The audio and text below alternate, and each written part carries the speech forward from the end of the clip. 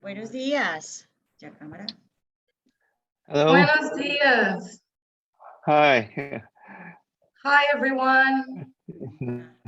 Hi, everyone. Good morning. Good Good morning. morning, good Everyone afternoon. here. Good morning. Good morning. Good morning. Good Wow, morning. great to see everyone here. So I think we can get started. Yeah. Perfect. So first of all, I would like to say a huge good morning to those in Latin America and a very good evening to those in Asia. It's my pleasure to welcome all the community members and partners to this launch and first technical webinar of the Community of Practice on Enabling Business Transition to the Green Economy. So this community has been organized by the United Nations Economic and Social Commission for Asia and the Pacific and the Colombian Presidential Agency for Cooperation, together with the Colombian Ministry of Commerce, Industry and Tourism and ProColombia.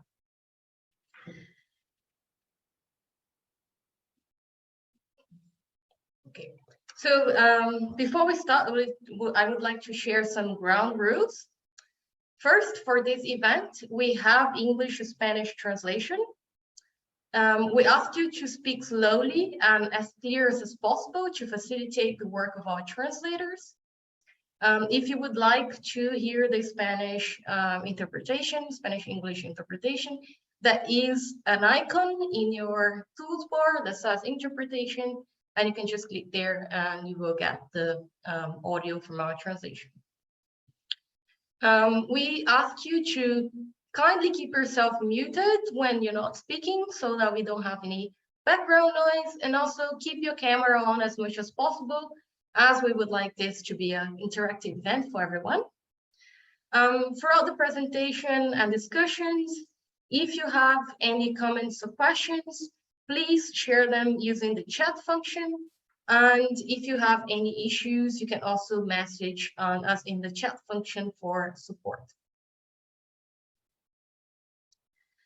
Our event today is divided in two main parts. The first half of today's activity is dedicated to the launch of the community. We will start with a series of welcoming messages by our community organizers. And we will also talk a little bit about the objectives of our community, the planned activities, and our online platform. After a short break, we will come back for the second part of our event, where we will have presentations from our community members from Bangladesh and Colombia. And after that, we will have a facilitated discussion among the community members. So initiating today's activities, we will be hearing the opening remarks over a video message from Ms. Viviana Marinque Zuluaga, Managing Director of the Presidential Agency for International Cooperation of Colombia, followed by the opening remarks from Kaveh Zahedi, Deputy Executive Secretary of the United Nations ESCAP.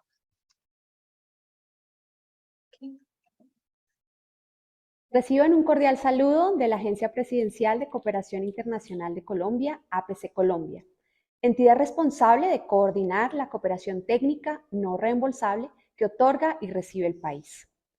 Es para mí un gusto darles la bienvenida a la primera actividad de la Red de Formuladores de Políticas de América Latina y Asia-Pacífico, que hace parte del Observatorio de Cooperación Internacional de APC Colombia, y particularmente del Hub de Conocimiento para la Cooperación Sur-Sur. Esta iniciativa es el resultado de un gran esfuerzo técnico y financiero de parte del Gobierno Nacional de Colombia, en el marco de la alianza con la Comisión Económica y Social de las Naciones Unidas para Asia y el Pacífico, ESCAP.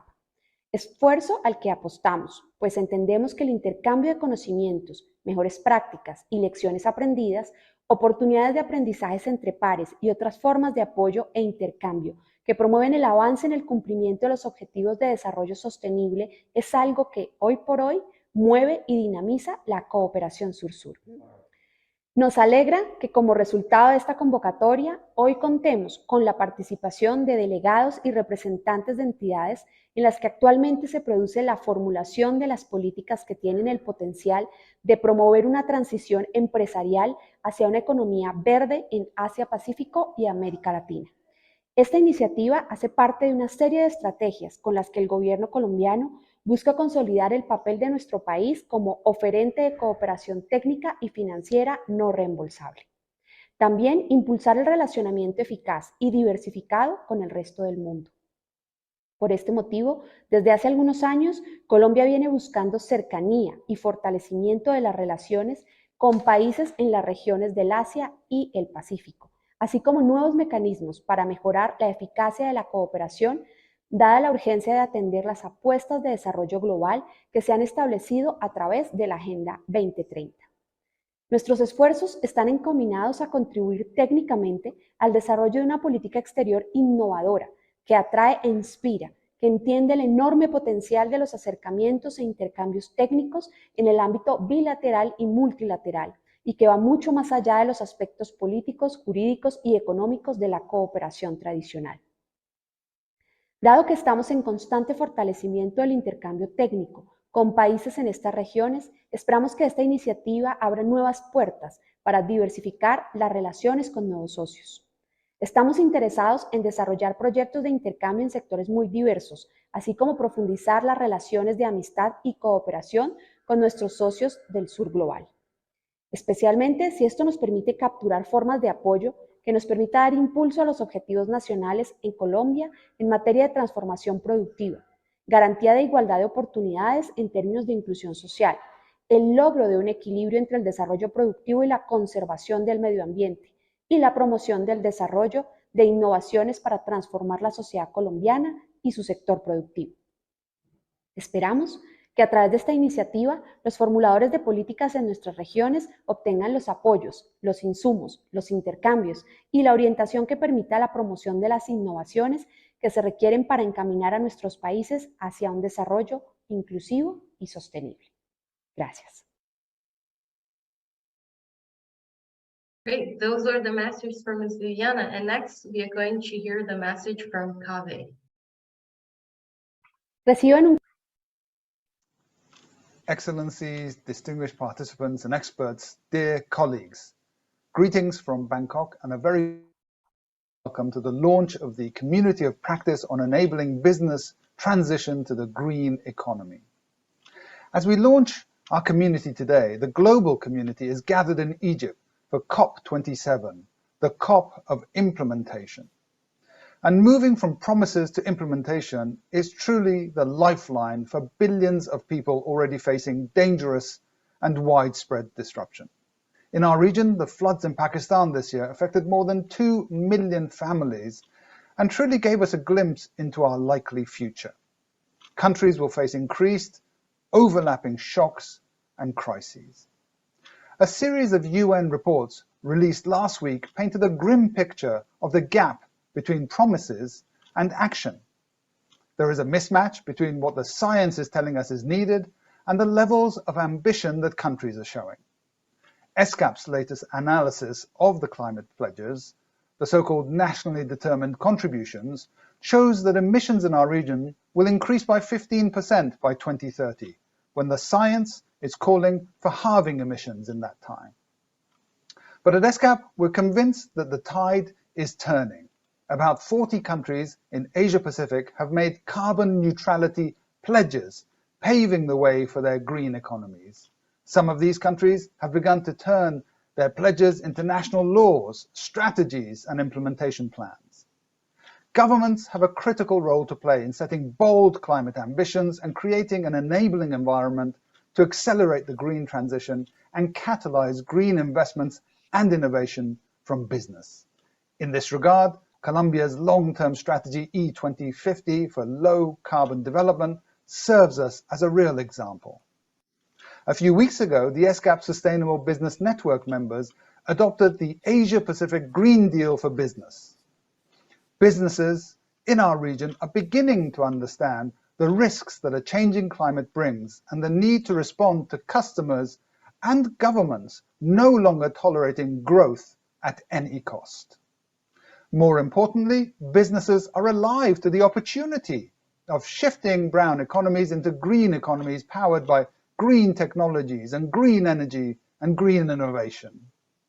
But with the pace of change both in the public and private sectors still behind the need of the climate emergency, we are looking for accelerators.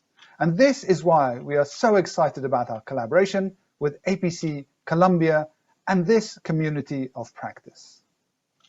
This partnership will provide a platform for South-South cooperation between Latin American and Asia-Pacific governments to share knowledge, expertise, and experiences on policies to accelerate the green transition of business. Frankly, we don't have the luxury of time and must learn from each other quickly to accelerate towards the green economy.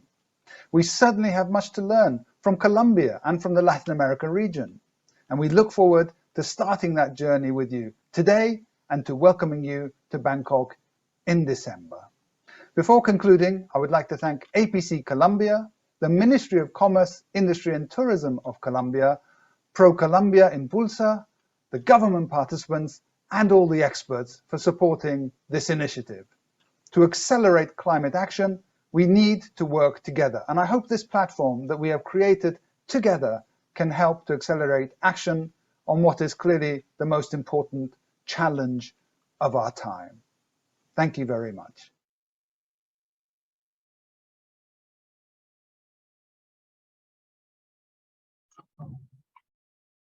Great. Now I would like to invite Mr. Juan Sebastián Gutierrez, Director of Productivity and Competitiveness of the Ministry of Commerce, Industry and Tourism of Colombia, followed by Ms. Olga Lucia Perez, Director of Cooperation of ProColombia, to deliver their welcome remarks. Starting with Mr. Juan Sebastián, the floor is yours. Gracias, Vivian. Quiero extenderle un saludo muy especial a la doctora Viviana Manrique, directora general de la APC, al doctor Jonathan Wong, jefe de Tecnología e Innovación de la Comisión Económica y Social de las Naciones Unidas para Asia y el Pacífico, SCAP por sus siglas en inglés. Por supuesto, a la doctora Olga Lucía Pérez, colega y directora de Cooperación de ProColombia, a todos los distinguidos representantes, miembros de la comunidad de buenas prácticas, y si se me escapa alguien, le pido que me excuse, pero siéntanse por favor todos debidamente saludados.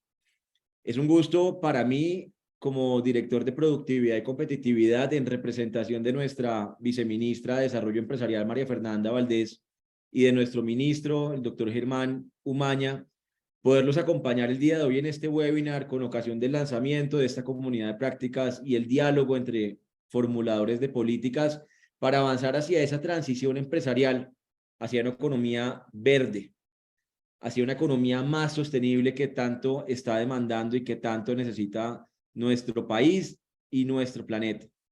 Pero además donde la iniciativa se enmarca en apoyar a esos formuladores de políticas de los países de América Latina para avanzar y para poder promover la innovación empresarial con miras a alcanzar esos objetivos de desarrollo sostenible y, por supuesto, poder tomar lo mejor de las experiencias de los países de Asia y Pacífico.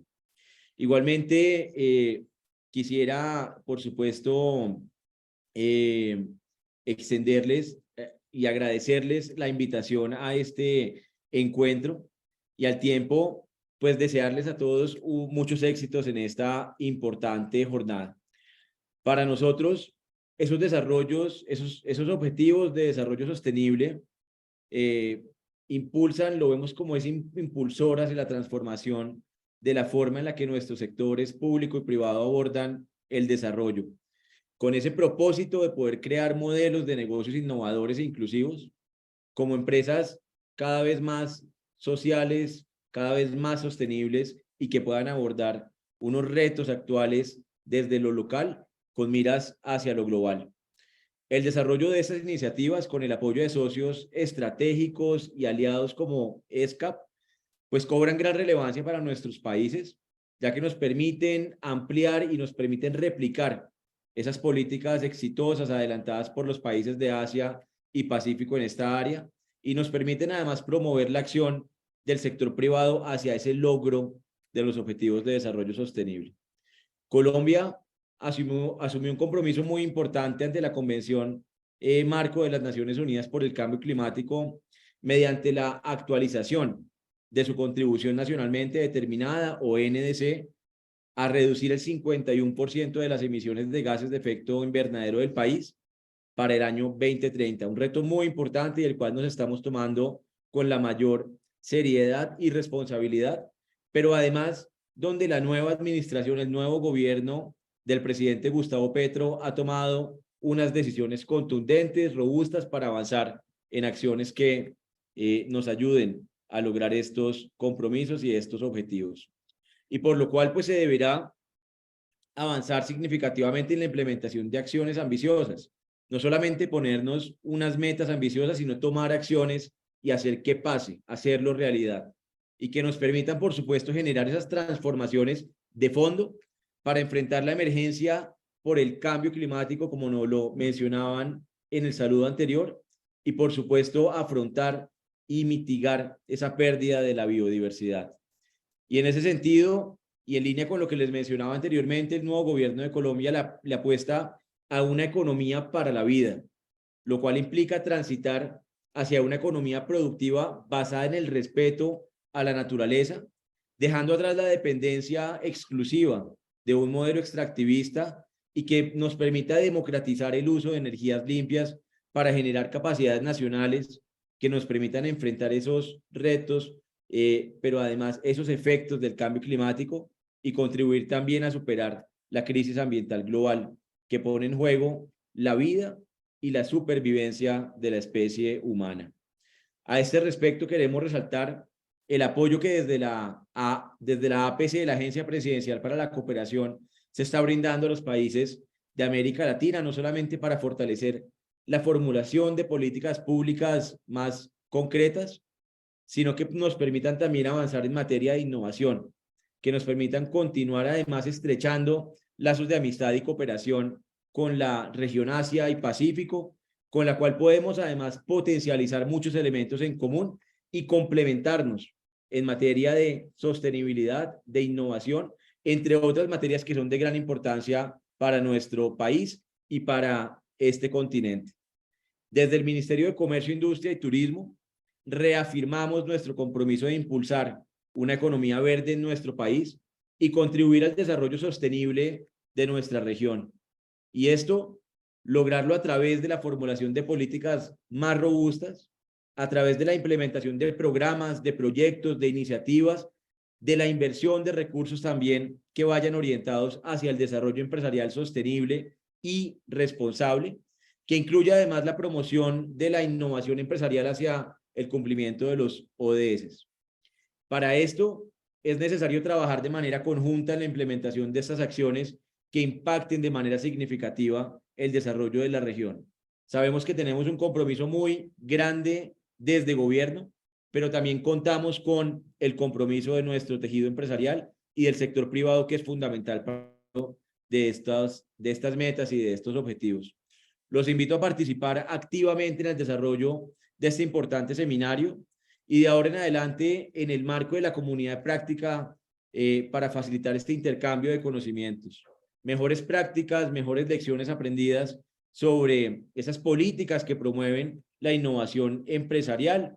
Y finalmente, permítanme extenderle un agradecimiento sincero a esos países y a estos países de ambas regiones que se encuentran conectados el día de hoy, que sin lugar a dudas tendrán y serán claves en este intercambio de experiencias en el cual buscamos promover esa transición empresarial hacia una economía más verde. Muchísimas gracias y para todos un feliz día. Gracias, Vivian. Muchas gracias. Ahora me gustaría invitar a Olga Pérez. Muy buenos días a todos. Muchas gracias. Un saludo muy especial al señor Cabeza Hedy, secretario ejecutivo adjunto de la Comisión Económica y Social de las Naciones Unidas para Asia y el Pacífico, SCAP, Un saludo para la señora Viviana Manrique Zuluaga, directora general de la Agencia Presidencial de Cooperación Internacional de Colombia, APC. Al señor Juan Sebastián Gutiérrez, también un saludo muy especial, director de Productividad y Competitividad del Ministerio de Comercio, Industria y Turismo. Y buenos días para todos los asistentes de la región Asia-Pacífico y de Latinoamérica que nos acompañan hoy en el lanzamiento de la Comunidad de Prácticas, Red de Formuladores de Políticas de América Latina y Asia-Pacífico. Quiero empezar destacando y agradeciendo el trabajo articulado entre el Ministerio de Comercio, Industria y Turismo, APC Colombia, ProColombia y, por supuesto, al equipo de SCAP, el cual fue vital para la puesta en marcha de este importante proyecto, a través del cual se fortalecerá el intercambio de información y buenas prácticas alrededor de políticas que promuevan la innovación y sostenibilidad para el logro de los objetivos de desarrollo sostenible.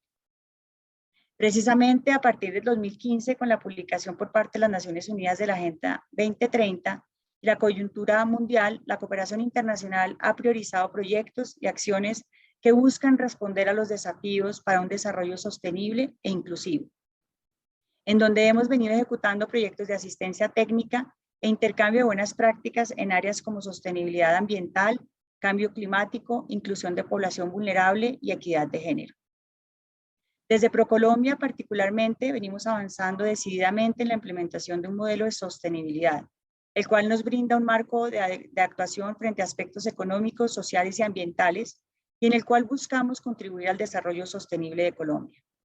ProColombia actualmente se encuentra construyendo las estrategias de sostenibilidad para sus ejes de negocio, exportaciones, inversión, turismo y marca país, las cuales van a permitir generar un mayor enfoque en las acciones de sostenibilidad que se desarrollen en el corto, mediano y largo plazo. Alineado con lo anterior, quiero destacar que gracias a la cooperación internacional, ProColombia cuenta hoy con un comité de género y un plan de acción de género, estructurado y activo, desde el cual no solo implementamos acciones para promover la inclusión de género en nuestra organización, sino que procuramos que nuestros empresarios involucren el enfoque de género en sus relaciones comerciales. Por otra parte, quiero destacar que desde ProColombia y el Ministerio de Comercio, Industria y Turismo hemos invitado a sumarse a esta iniciativa a agencias de promoción de la región como ProChile, ProPerú y ProEcuador. Esperamos que a través de este proyecto se promueva un espacio de diálogo y construcción colectiva de iniciativas para avanzar hacia sociedades más sostenibles e inclusivas. Invito a todos los asistentes a participar activamente en la comunidad de prácticas y en los espacios de intercambio de conocimiento que se estarán desarrollando en las próximas semanas y de esta manera sumar esfuerzos a través de la cooperación para un desarrollo sostenible de nuestras regiones. Muchas gracias y un feliz día para todos. Muchas gracias.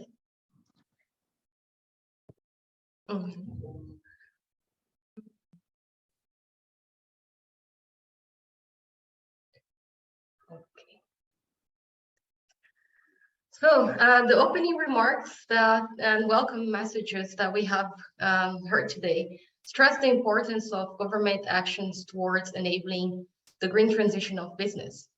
As part of this launch event, we wanted to share with our community members a bit more about the community of practice. And so for the next couple of minutes, I'll go through some of the key points about our community and our upcoming activities. First, you might be wondering, who am I? My name is Vivian Marcelino.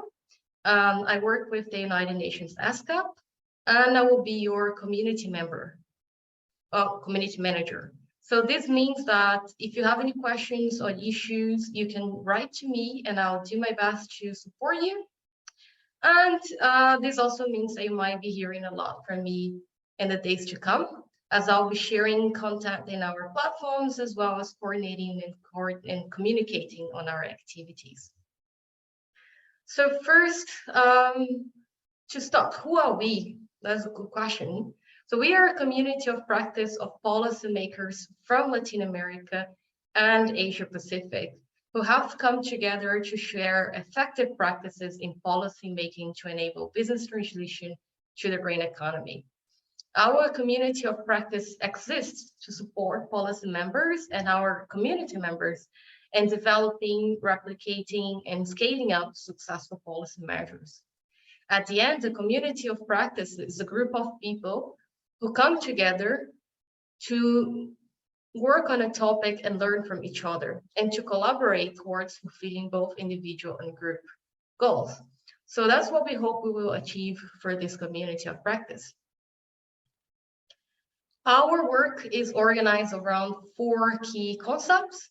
The first, in terms of discovery, we provide a centralized repository of technical information on policy measures and business innovations towards the green economy. This would include reports, policy briefings, recordings from previous trainings and events, and it will be available in our online platform that I will discuss a little bit more later on. Second, around sharing. On a regular basis, we'll be sharing information about the policy measures and innovations, as well as collecting and distributing information from our community members. So there will be a lot of sharing happening. Third, the community of practice is a platform for learning, especially peer-to-peer learning. So as we develop our activities, we hope to enable our members to share knowledge for regular exchanges and events. And last but not least, we aim to be a platform for collaboration and peer-to-peer support. This month, we will be collaborating on the development of the report and policy measures for green transitions of business and the green economy in Latin America and Asia-Pacific. And we hope to have many other opportunities to collaborate emerging from the exchanges between our community members and our events. This year, we have selected some countries that we believe have a lot to share with others regarding policy measures to enable the green transition of business and the green economy. And these include Bangladesh, Bhutan, Chile, Colombia, Ecuador, Kazakhstan, Mexico, Peru, Korea, and Thailand. And here with us today, we have representatives for most of these countries, I believe. So we're very happy to have you all here, all of you with us here today. In 2022, we'll be having a series of events. This is the first of such events. In 2 weeks, we'll be meeting again for another technical webinar, which will be focusing on public-private dialogue on opportunities for the green economy. And in December, as Kaveh had mentioned, we hope to meet in person in Bangkok, Thailand, for the business innovation for the business innovation for the SDG Forum. And we will be sharing more information with community members and partners over email. And so please do keep an eye on the emails that we have been sending you. Another key activity of our community of practice is our online platform. Most of you should have received an invitation to join this platform. If you have not received it, don't worry, we'll be sharing again the email with the invitation after this event. The platform is very easy to join. Once you click on the invitation link, you will be brought into this land page. That will be a button that says request to join. And then from there, you can create a profile and enter our platform. You can also download the mobile app and follow our community on your phone. After this event, I will also share more information on how to download the app and set it up on your phone if you prefer to use it on your mobile. Once you have joined the platform, you will land in an activity feed that looks very much like any other community feed. Before you do anything, we ask you to bookmark our community so that you can find us easily at any time. You will see in your screen a welcome checklist, which provides you a number of quick steps that you can follow to get started in our platform. And most important, we ask you to introduce yourself so all the members can know who you are and connect with you.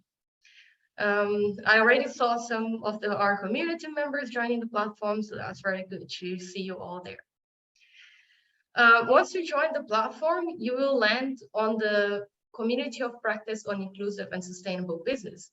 This is an overarching community As we go, we hope this community will expand and include all other policymakers and stakeholders. But we do also have our own exclusive group on the green transition of businesses. And this one can be found in the group tab in our platform. And we'll be using this group to share a lot of our exclusive content. In our platform, we also have a knowledge library on the green transition of business. This is our central repository of information. You will need to accept my invitation in order to see this library. So if you have not yet joined the library, or you have not seen my invitation to join, please take a look at the chat where Elena is going to be sharing the link to join this community of practice knowledge library. And we will also follow up after this with the link again, so you can share it. It's very important that you do share, since all the documents and also recordings will be uploaded in the platform. Finally, our platform has a lot of functions such as chat function, messaging functions, and posts and articles. So we do invite everyone to be as active as you can and would like to, and we share as well with all the other community members what you find interesting in terms of policy making, and as well as business innovation for the green transition. And don't be shy, this platform is there to support you, and so am I. So if you ever need any support or any help, I'll be there throughout for all the time. Finally, our community of practice do have some values and ground rules that are clear for us. And these represent the key principles by which we abide as a group and believe that is going to be essential for our success. First, this community is only relevant as its members. So we do hope that you'll be active in helping us build this group and supporting the activities that we have moving forward. Second, in this group, you will be hearing a lot of thoughts and opinions. So we ask everyone to be respectful and not open-minded, to also learn from other members. Third, be collaborative. We feel that every member has a lot of knowledge and inputs to contribute to each other, and we hope you will support each other through collaboration and co-creation. And finally, we would say embrace inclusion. That means share what you know and what you have discovered, and include others as much as possible, so that we can see our impact materialize. And in this way, we think we will certainly have a very valuable community to all of us. Now I think it's good time to open for questions. If anyone would have any questions about the community of practice, our activities, or platforms, you can unmute yourself and ask your questions. Or if there are any questions coming from the chat function, would anyone like to ask a question?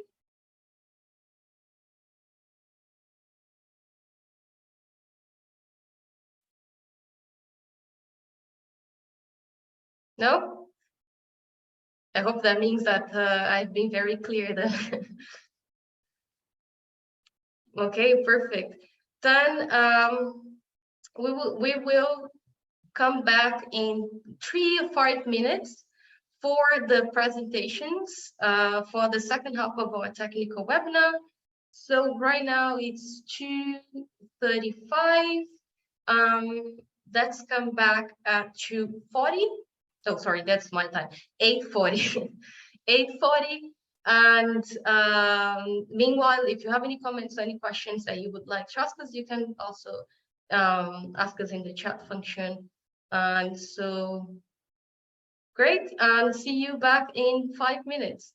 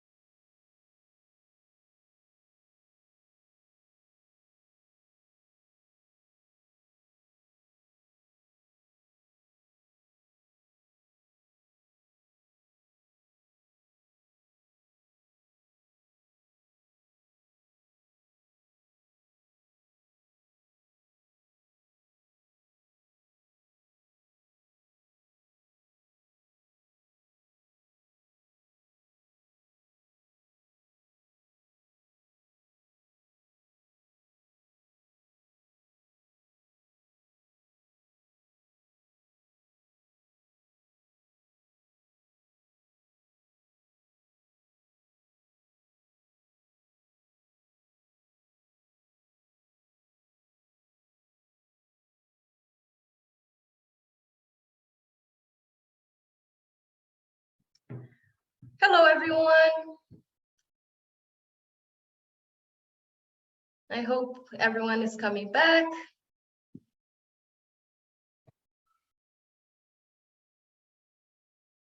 Hello. Hello, Vivian. Perfect. We're here. Fantastic. We didn't leave you. We are always with you. Perfect. So welcome back for those that went on a quick break. We will continue our event with two presentations by the countries of our community of practice. And after the presentations, we will break into smaller groups for our facilitated discussions. We will share more details about facilitated discussions as we go. For now, I would like to start with our presentations, and I would like to invite Ms. Sabina Talero Cabrejo to tell us a little bit about the best practices and the relevant policies in Colombia. And thank you very much, Ms. Sabina, for being here with us today. And the floor is yours. You can share your screen if you would like to.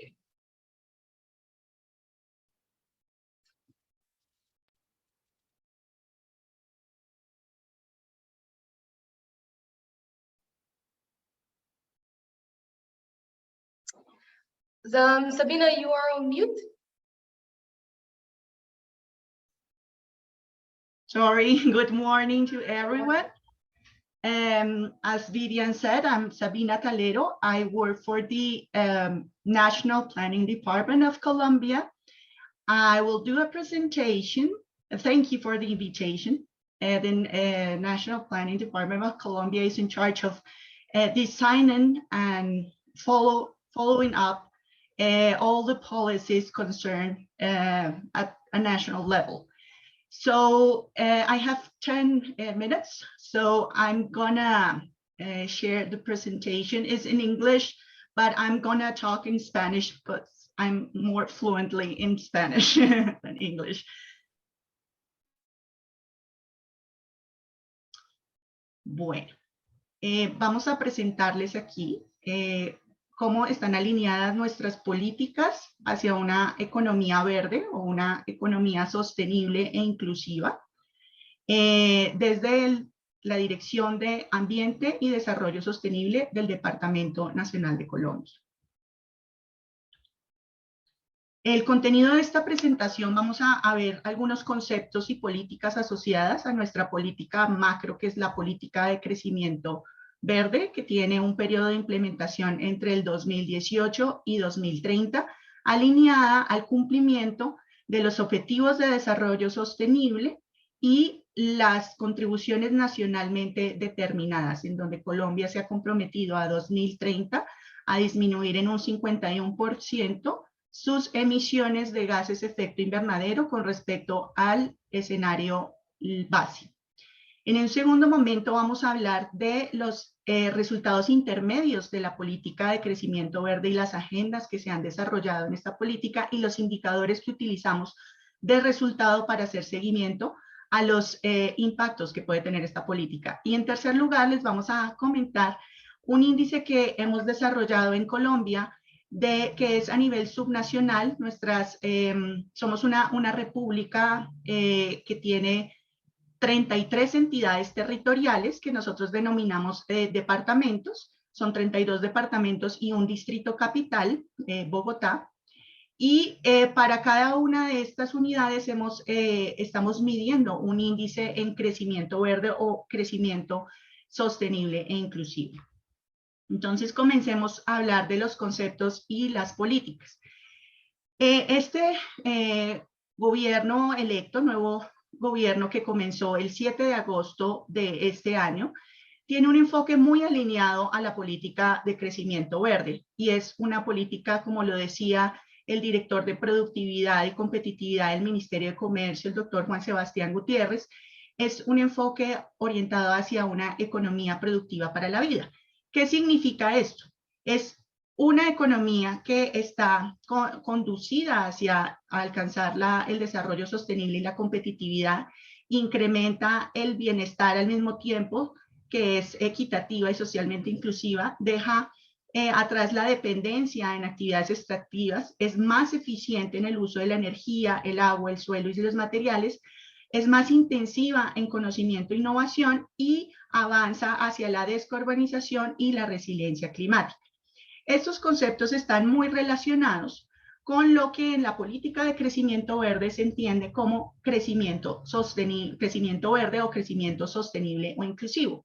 Este enfoque busca el desarrollo sostenible que garantice el bienestar social y económico de la población en el largo plazo y al mismo tiempo asegure que la base de los recursos naturales se mantenga para mantener la capacidad de proveer bienes y servicios ambientales que soporten la base económica del país y que continúen siendo una fuente de crecimiento y bienestar social y económico para la nación. La política de crecimiento verde, como les decía, tiene un escenario de cumplimiento entre el 2018 y 2030 y está alineada a los objetivos de desarrollo sostenible. Tiene previsto tener impactos directos en 8 objetivos de desarrollo sostenible e indirectos en 7 de ellos. Al mismo tiempo, pues está alineado a los compromisos del Acuerdo de París, en donde se establece la necesidad de tener contribuciones nacionalmente determinadas para la mitigación y adaptación al cambio climático. Los principios de este crecimiento sostenible e inclusivo que trabajamos en Colombia, los entendemos desde 4 trayectorias y que son, pues, buscar un desarrollo sostenible, conservar nuestro capital natural, generar una inclusión social y permitir que podamos ser resilientes a los efectos del cambio climático. Para esto, los principios de trabajo son maximizar la eficiencia en el uso de los recursos, generar nuevas fuentes de crecimiento económico para diversificar nuestra economía, al mismo tiempo proteger nuestro capital natural, que entendemos como biodiversidad, biomasa y servicios ecosistémicos. Colombia tiene alrededor de 300 ecosistemas, es el segundo país más biodiverso del mundo y en ese sentido para nosotros ser potencia mundial de la vida significa proteger, pero al mismo tiempo aprovechar con nuevos servicios y productos basados en la biodiversidad. Por supuesto, pues todo esto reduciendo las externalidades ambientales negativas, fortaleciendo los procesos de mitigación y adaptación, apalancando el desarrollo y la inclusión social y promoviendo la investigación y la innovación. La política de crecimiento verde tiene como objetivo mejorar la competitividad y productividad o impulsar la productividad y competitividad del país al 2030, mientras se asegura un uso sostenible, un aprovechamiento sostenible del capital natural y la inclusión social de una manera que sea compatible con el clima, es decir, resiliente. Esta política tiene 5 objetivos estratégicos. Los 2 primeros están enfocados en líneas estratégicas productivas, como veremos en la siguiente diapositiva, y los 3 que le siguen están orientados a actividades transversales para asegurar que se pueda, digamos, tener una gobernanza, un capital humano y empresarial capacitado para liderar esto y una inversión en tecnología, ciencia e innovación que habilite las capacidades de crecimiento verde. Los primeros 2 objetivos se enfocan en primer lugar a mejorar, a identificar esas nuevas oportunidades y desarrollar esas nuevas oportunidades económicas del uso y aprovechamiento sostenible del capital y en un segundo lugar hacer un uso eficiente de ese capital natural y energía en los sectores productivos. Estas son las líneas estratégicas de acción de la política. La política tiene 155 acciones. Para su desarrollo, antes de comenzar ese proceso, se inició lo que, digamos, en muchos países del mundo y orientados por lo que la famosa economista Mariana Mazzucato ha recomendado para que los países, sobre todo emergentes, sean más eficientes en la inversión pública, comenzar por las misiones. Entonces, del 2015 al 2018, alrededor de 20 entidades, entre cooperantes y entidades del gobierno nacional, durante 3 años hicieron unos estudios de diagnóstico a nivel nacional y también a nivel en algunos departamentos o entidades territoriales del país para identificar las potencialidades de crecimiento verde de Colombia. De esa misión salió este documento que fue la política de crecimiento verde, que salió en julio del 2018. Cumplimos este año 4 años y nos quedan otros 8 años de trabajo. Ya estamos en un 65% de avance en el cumplimiento de metas de esas acciones. Pero lo más importante de esta política es que ha habilitado una serie de agendas de trabajo que pueden ser planes, estrategias, otras misiones que han permitido el desarrollo de los ejes estratégicos de esta política. En Colombia consideramos que la bioeconomía, la economía forestal, el aumento de la capacidad en fuentes no convencionales de energía renovables. Recordemos, en Colombia el 70% de nuestra matriz energética viene de energía hidroeléctrica y en los últimos años se ha avanzado en ampliar hacia energía fotovoltaica, energía solar fotovoltaica, energía eólica y también geotérmica, inversiones para poder diversificar nuestra matriz energética con fuentes no convencionales de energía. También el desarrollo de los negocios verdes. Los negocios verdes en Colombia han sido desarrollados a través de un programa que hemos recibido cooperación internacional para este desarrollo desde el 2014. Ya tenemos más de 1000 negocios verdes, pero también desde el Ministerio de Comercio se ha impulsado el programa de empresas con propósito, que está también muy alineado a los objetivos de buscar que los negocios tengan un propósito no solo de buscar externalidades ambientales positivas, sino también social, que sean socialmente inclusivos y al mismo tiempo rentables. También está la política, el desarrollo de política en producción agropecuaria sostenible.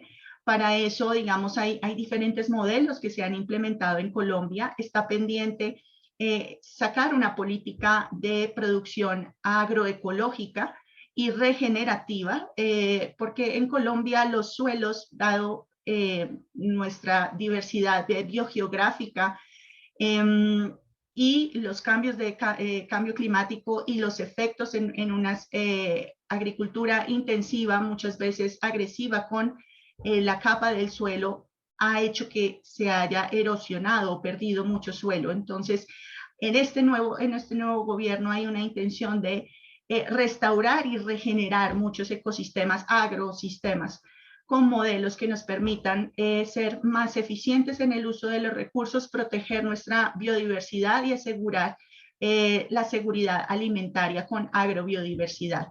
Por otro lado, tenemos una línea en buscar eficiencia en el uso del agua, también en la gestión eficiente de la energía y movilidad sostenible. Para esto, desde hace 3 años se ha impulsado el proceso de electrificación del parque automotor en Colombia.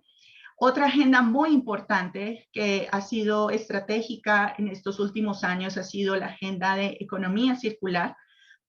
Pasar de nuestros modelos lineales de consumir, comprar, consumir y botar para terminar en un relleno sanitario, aprovechar esos residuos y verlos como subproductos para integrarlos en el ciclo económico y lograr cierre de ciclos. Colombia en ese sentido tiene un gran potencial para trabajar en un enfoque en economía circular para el aprovechamiento de su biomasa residual. También el impulso de de empleos verdes.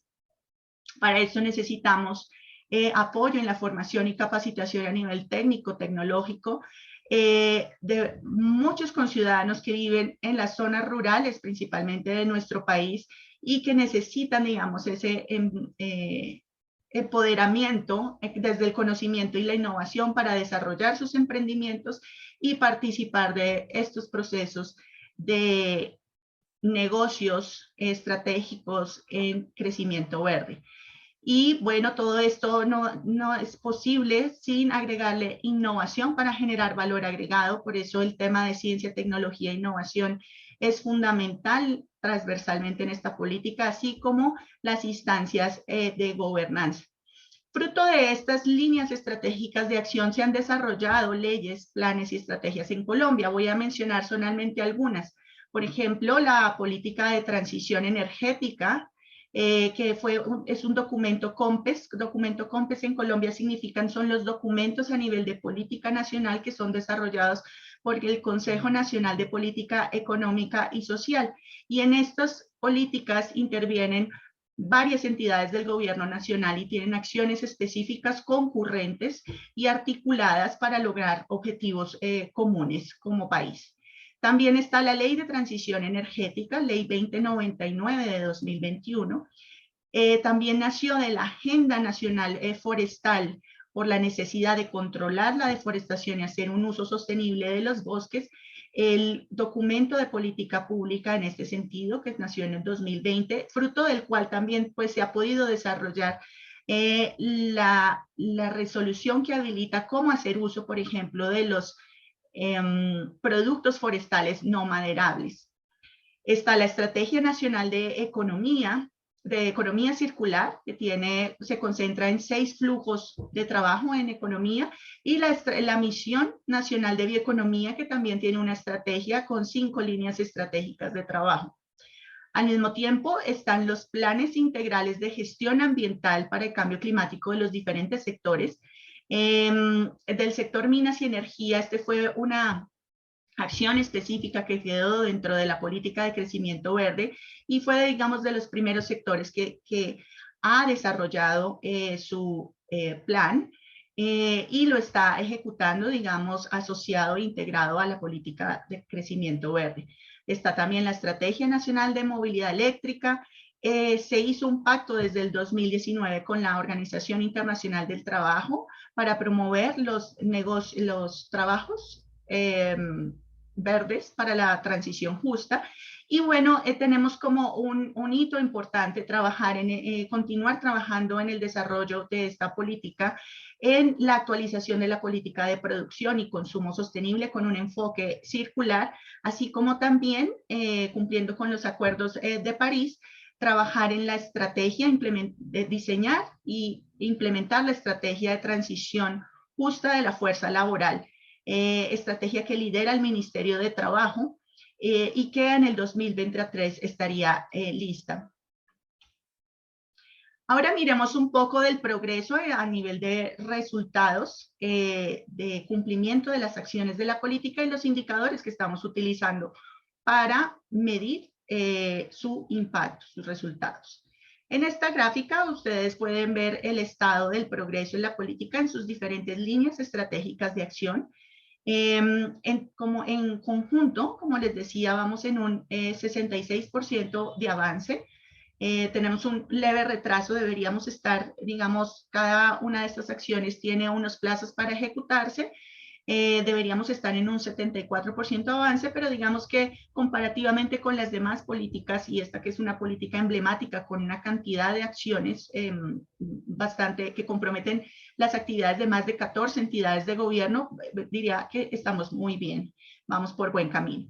Y está muy alineada al nuevo programa de gobierno también. Entonces, hemos avanzado en gestión eficiente de la energía, en acciones en economía circular y en energías renovables. Tenemos retos importantes en bioeconomía y en movilidad sostenible y en impulsar empleos verdes, que tiene una connotación específica a nivel internacional, según, digamos, la definición de la Organización Internacional del Trabajo. Son empleos dignos que tienen todos los accesos a seguridad social, y la mayoría de estos empleos verdes estarían identificados para proveerse en los sectores rurales de Colombia. En Colombia, la mayor parte de la población está concentrada en las grandes ciudades y tenemos unos retos muy importantes para llevar opciones económicas de trabajo en los sectores rurales con innovación. Estos son algunos de los indicadores, no voy a ir por cada uno de ellos, simplemente mostrarles que Todos los indicadores de resultado de la política de crecimiento verde son indicadores de ODS que Colombia ha adoptado. Nosotros tenemos alrededor de unos 130 indicadores asociados a los 17 objetivos ODS.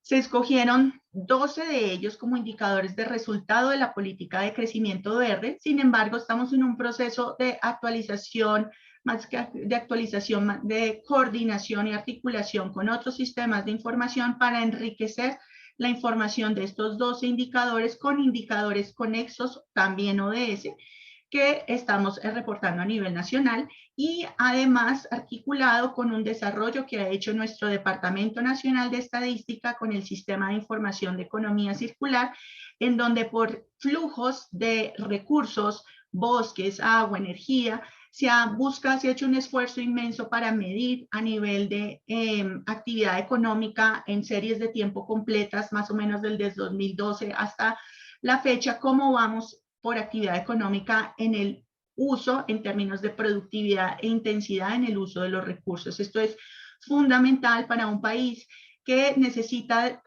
plantearse en términos de sus economías verdes cómo mejoran en calidad más que en cantidad. La idea es generar valor haciendo un uso eficiente de los recursos e integrando la innovación en valor agregado en los bienes y servicios provistos por la economía. Y para eso la medición se convierte en un aspecto fundamental para medir qué tan productivos e intensivos estamos siendo en el uso de los recursos.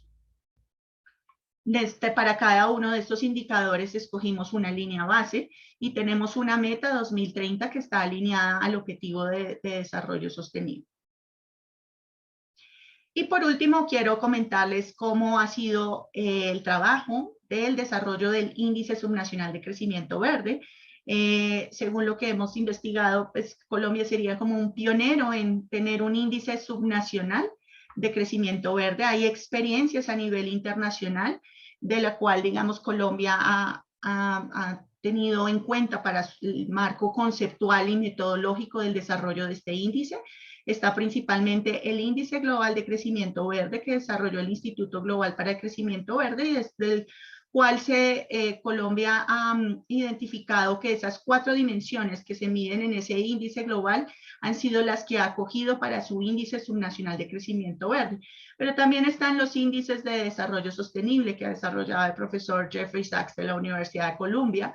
También indicadores de crecimiento verde, que pues es un programa que desarrolló la OECD y otros. Y a nivel regional, el Banco de Desarrollo Asiático también ha desarrollado el índice inclusivo en crecimiento verde. Entonces, es importante que a nivel global, regional y subnacional podamos medir cómo estamos haciendo esa transición.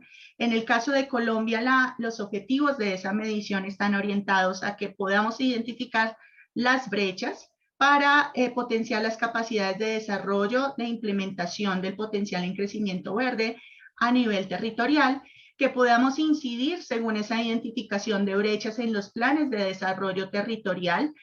Colombia es un país de regiones, somos biodiversos no solamente en términos de fauna y flora, sino culturalmente somos muy biodiversos en el país.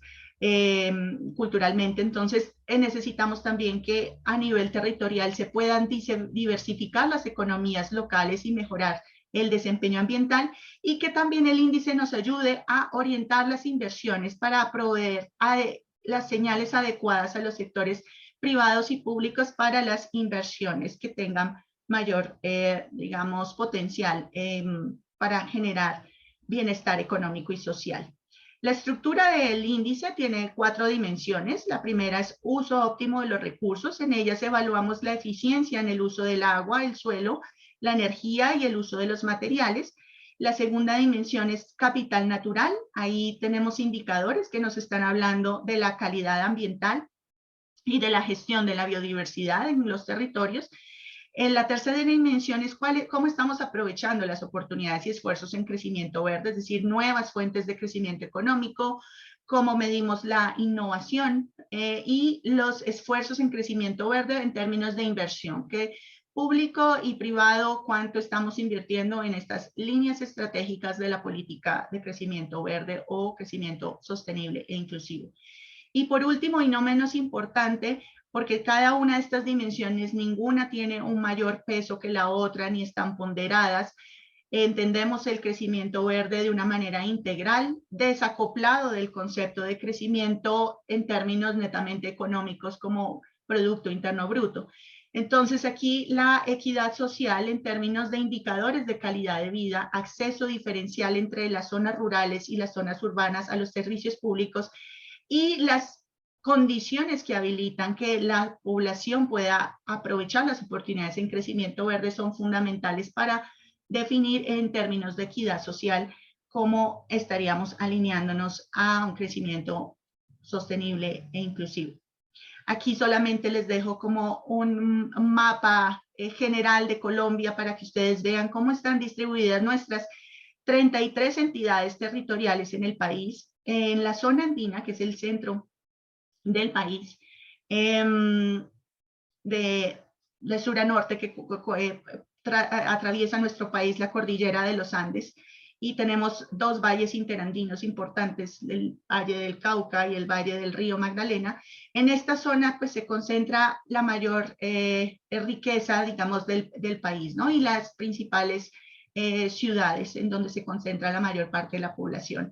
Entonces, en esta zona pues coincide que las 4 primeras entidades territoriales hacen parte de esa zona central del país, de la zona andina, en donde tienen mejor desempeño en crecimiento verde. El índice se mide en un rango entre 0 y 100, en donde 0 es un menor desempeño en crecimiento verde, bien sea en la dimensión, el componente o el indicador.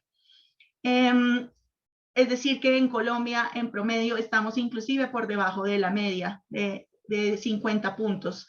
Eso lo podríamos ver como que es algo negativo, pero también nos impulsa a decir, bueno, tenemos muchas oportunidades para aprovechar y lo tenemos que intensificar. Cada territorio tiene que enfocarse en dónde lo quiere hacer en términos de esas dimensiones, ¿no? Y para eso, según los indicadores, se va observando en términos de los componentes si un territorio en específico debería mejorar en el uso eficiente de los recursos, agua, energía o el suelo o los materiales, y aprender también, así como hay comunidades de práctica a nivel internacional entre nosotros, entre países, también entre los departamentos o entidades territoriales, pudiera desarrollarse esas comunidades de práctica de cómo han hecho para mejorar en cada uno de estos indicadores y dimensiones de un crecimiento sostenible e incluyente. Estos son los indicadores de capital natural por calidad ambiental y gestión de la biodiversidad. Es importante para nosotros en calidad ambiental el tema de la proporción de áreas no degradadas, de suelos no degradados, y controlar la tasa de deforestación. Somos un país que durante los últimos 20 años ha perdido casi 3 millones de hectáreas por deforestación en ampliación de la frontera agrícola, y la idea es que podamos restaurar, pero también buscar maneras de restaurar de forma productiva y ecológica, con modelos productivos más agroecológicos y regenerativos que nos permitan hacer un uso eficiente de la biodiversidad y, como les decía, asegurar nuestra seguridad alimentaria.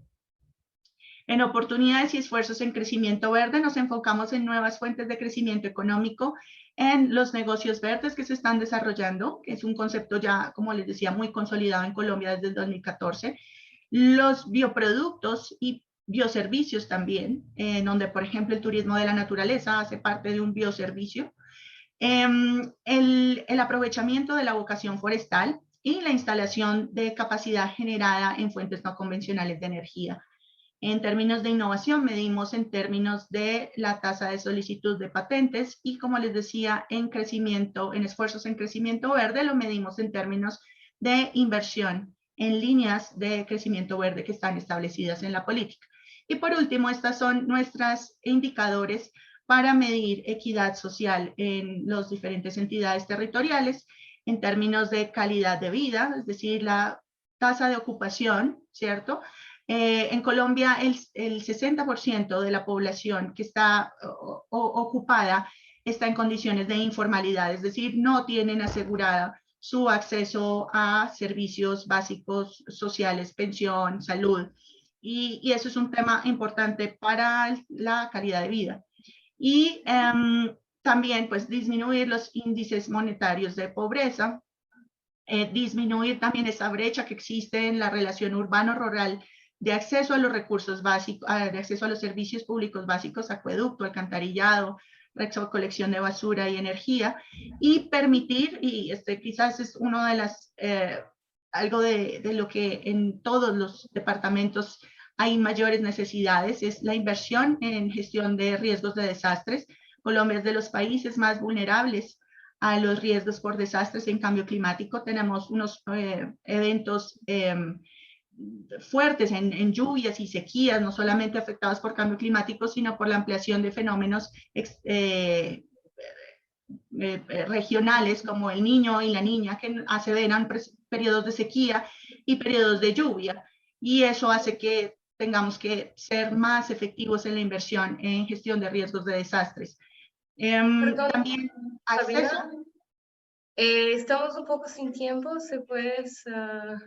Esta es la última, ya era para terminar. Estas dos Gracias. últimas es la proporción de productores que tienen asistencia técnica, y por último, si desean tener más información, y bueno, como estamos en esta comunidad de práctica, pero si tienen alguna solicitud específica pueden escribir a este correo que está abajo, crecimiento verde, que significa green growth, en inglés, @dnp.gov.co. Muchísimas gracias. Vale, muchas gracias. Y ahora,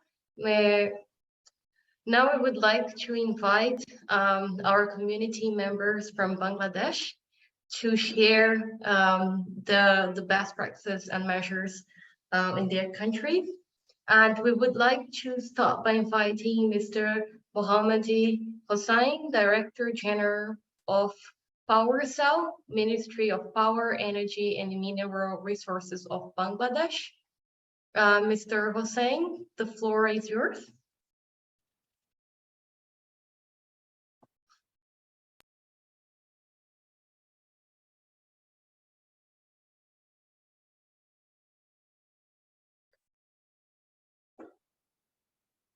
Mr. Hossain, are you with us?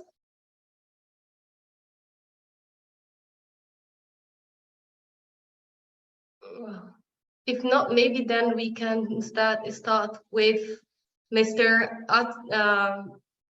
Mr. Iqbal Habib, who will be speaking on behalf of Dhaka North City Corporation. The floor is yours, Mr. Iqbal. Thank you very much for giving me this opportunity. I'd like to share my screen, please.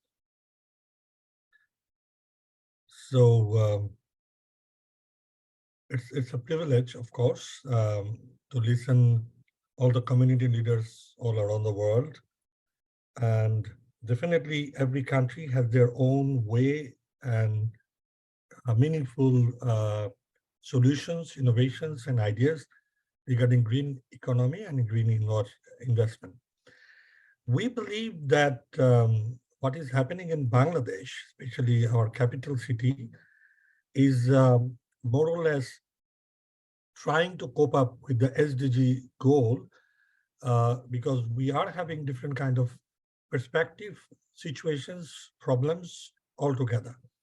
We have huge flux of people coming to our city. The migration is a huge problem, mostly climate migration. And it is obvious that, you know, one of the victim countries, Bangladesh, after Maldives. And for that reason, the cities are not prepared. So our mayors and mayoral officers are fighting with the motto, what SDG used to say, and I think ESCAPE is also believing in, which is moving forward together to transform our world. Maybe the world comes from our city to our country to the whole world in bigger perspective. And we believe that ESCAPE has a huge partnership motivation, which will giving us an opportunity to focus our efforts. So let's I'll be just quickly going because I think the time is running out. So I'll be very, very short. First of all, it is important to understand that we are a new concept of green economy is also new in Bangladesh. And just a couple of years back, the Prime Minister of ours suddenly decided that our partnership with the people, partnership with the private sector can generate a new area of platform to invest, and which is green economy.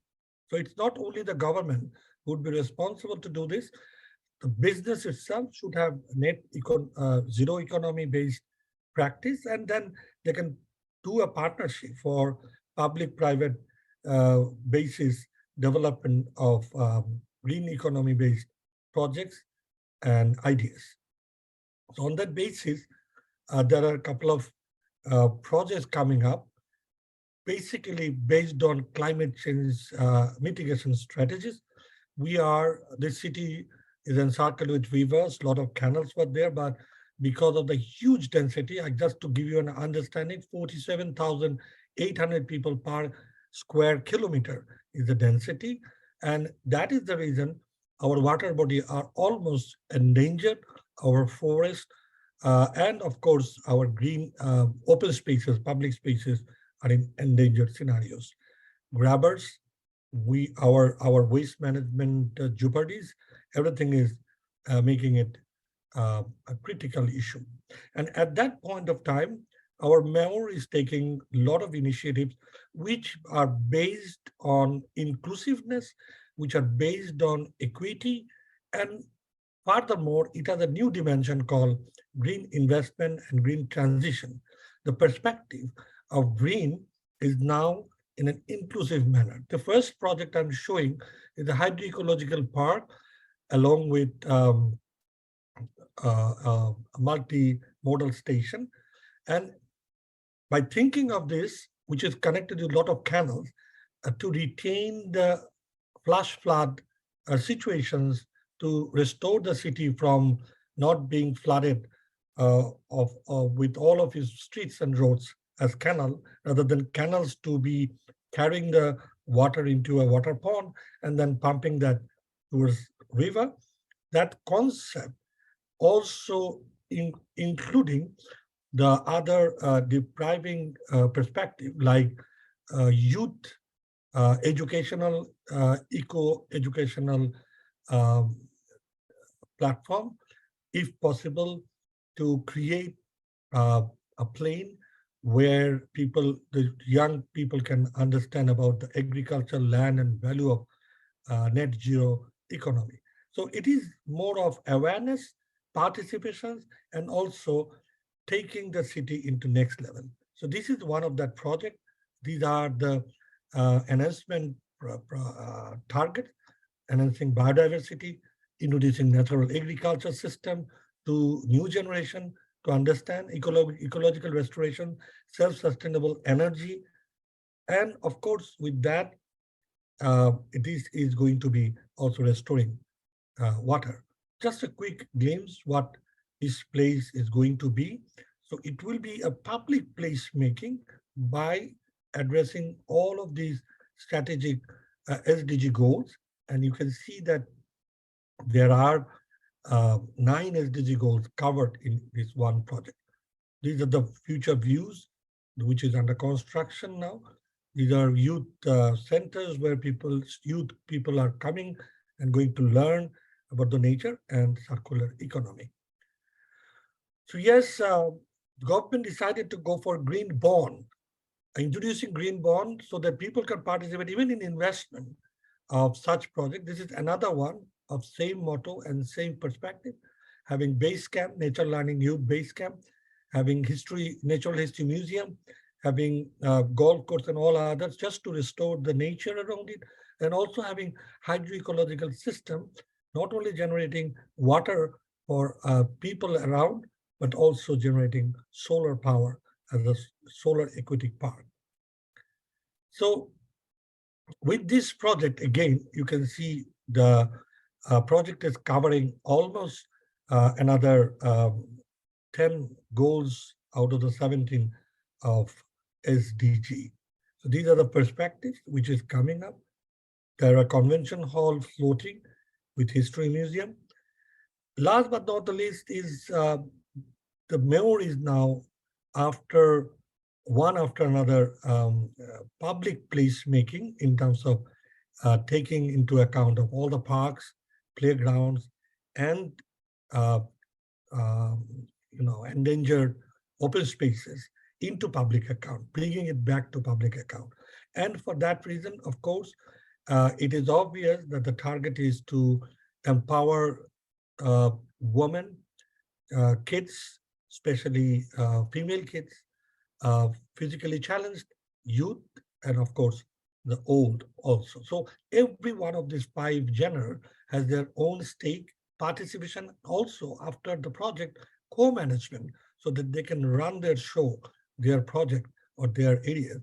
These are the private parks. You can see each one of them has unique in shape, size, and functionality, but they're all now restored from one after another with public amenities, toilets, and everything.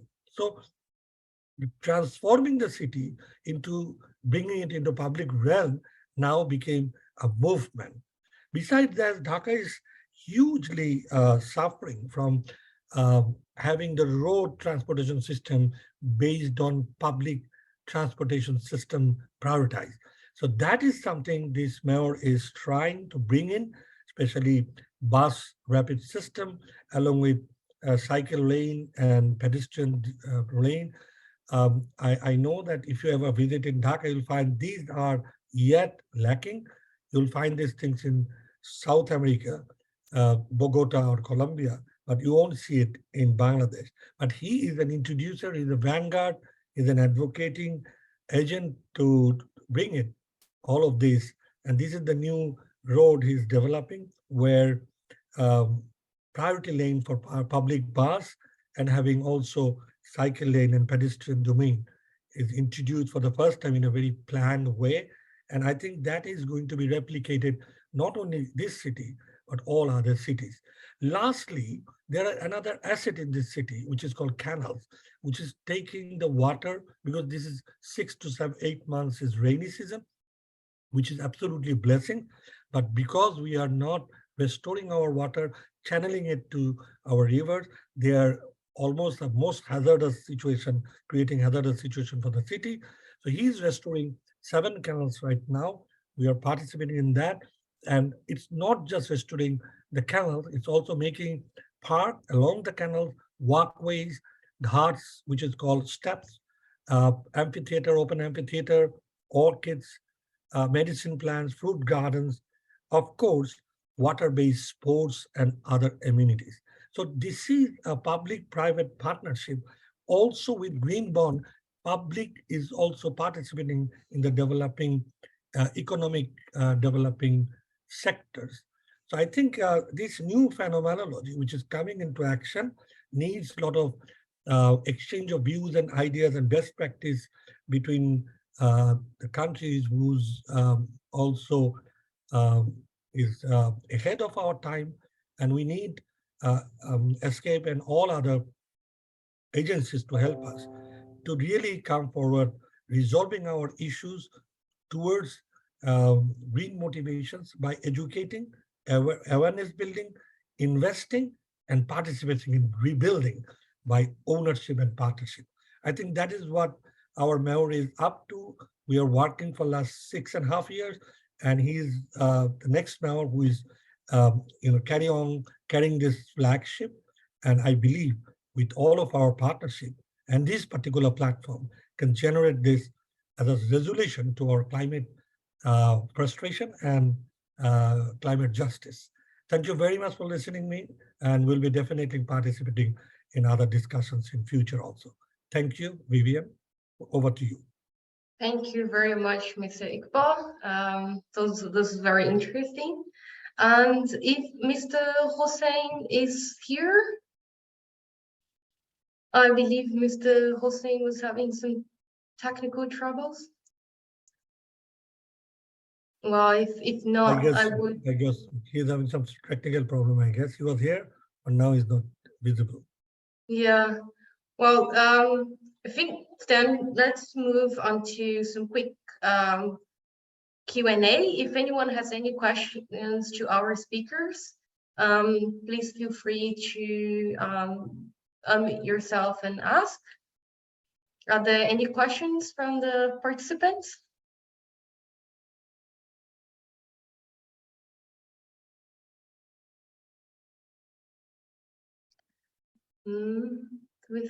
Well, if there are no questions, then since also for the benefit of time, I would invite us all for a quick break, 3 minutes this time. So be back at, what would be 9:30? Yeah, 9:30. So in 3 minutes, I'll see you back for our group work. Thank you very much.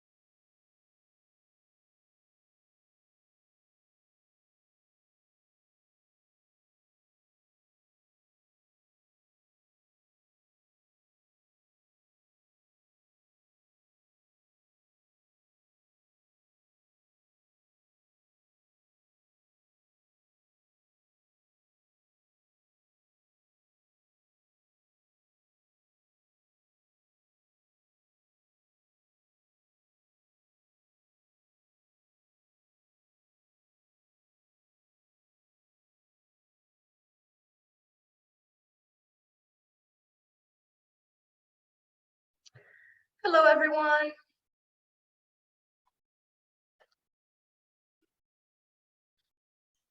Hello. Hi. We'll be coming back to start the last part of this event. And for this last part, we will be having some facilitated discussions. The idea is to divide us in 2 groups and discuss some of these best practices and business innovations that we have in our countries or that we have seen.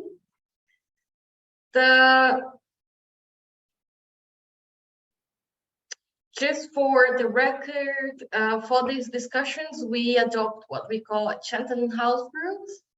This means that if you hear something that's interesting, you can discuss it and you can share it, but you're not allowed to share who said it as individual or entity. And the idea is to create a safe and as well as exciting environment for us all. Our first group discussion will be around a kind of a brainstorming on the exciting, interesting policies and measures and innovations that we have seen. And later on, our second discussion is going to be around the lessons learned that we have experienced or that we have come across. So we will be dividing ourselves in two groups. One group is going to stay here in the main room, and another group will go to the breakout room. The main room is a room that will have Spanish-English interpretation, while the breakout room is going to be English only. You are going to see in your screen an invite to join the breakout group. If you're in the breakout group. And so once you do, you can click join and you will go to the breakout room. We are going to use a Google Sheet to facilitate this work. And Elena is going to share in the chat the link to the Google Sheet. So Google Slides, not Google Sheet, Google Slides. And there are two. There is one for the group 1 and there's one for the group 2. And the slides look very much like this. I hope can you see it? And so when you are ready, for our administrators, when you're ready, you can send the participants to the breakout rooms.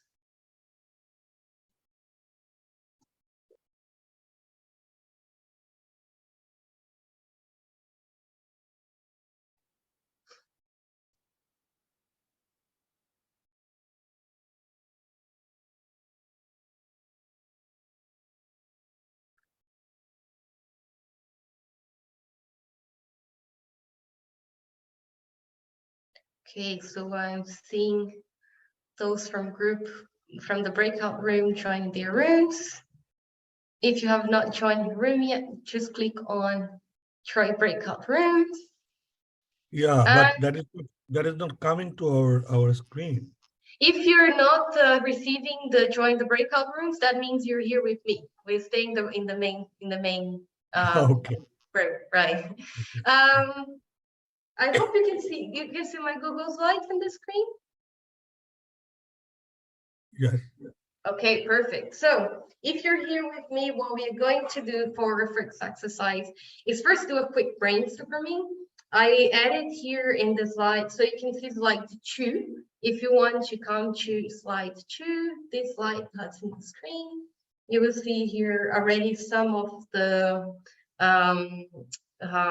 inputs that we got from our survey. And if you have any other policy, like for instance, Ms. Iqbal, we would put here the project they just presented. We would start with this silent brainstorming. So it would be like, we can take 1 or 2 minutes to write down on our post-its any policy that you think would be relevant for this group to take a look at. Can I do that?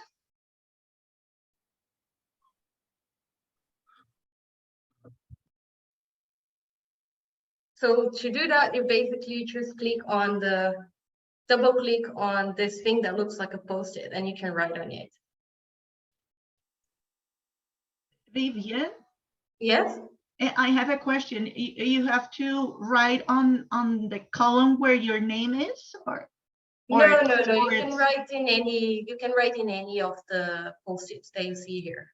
Okay, thanks.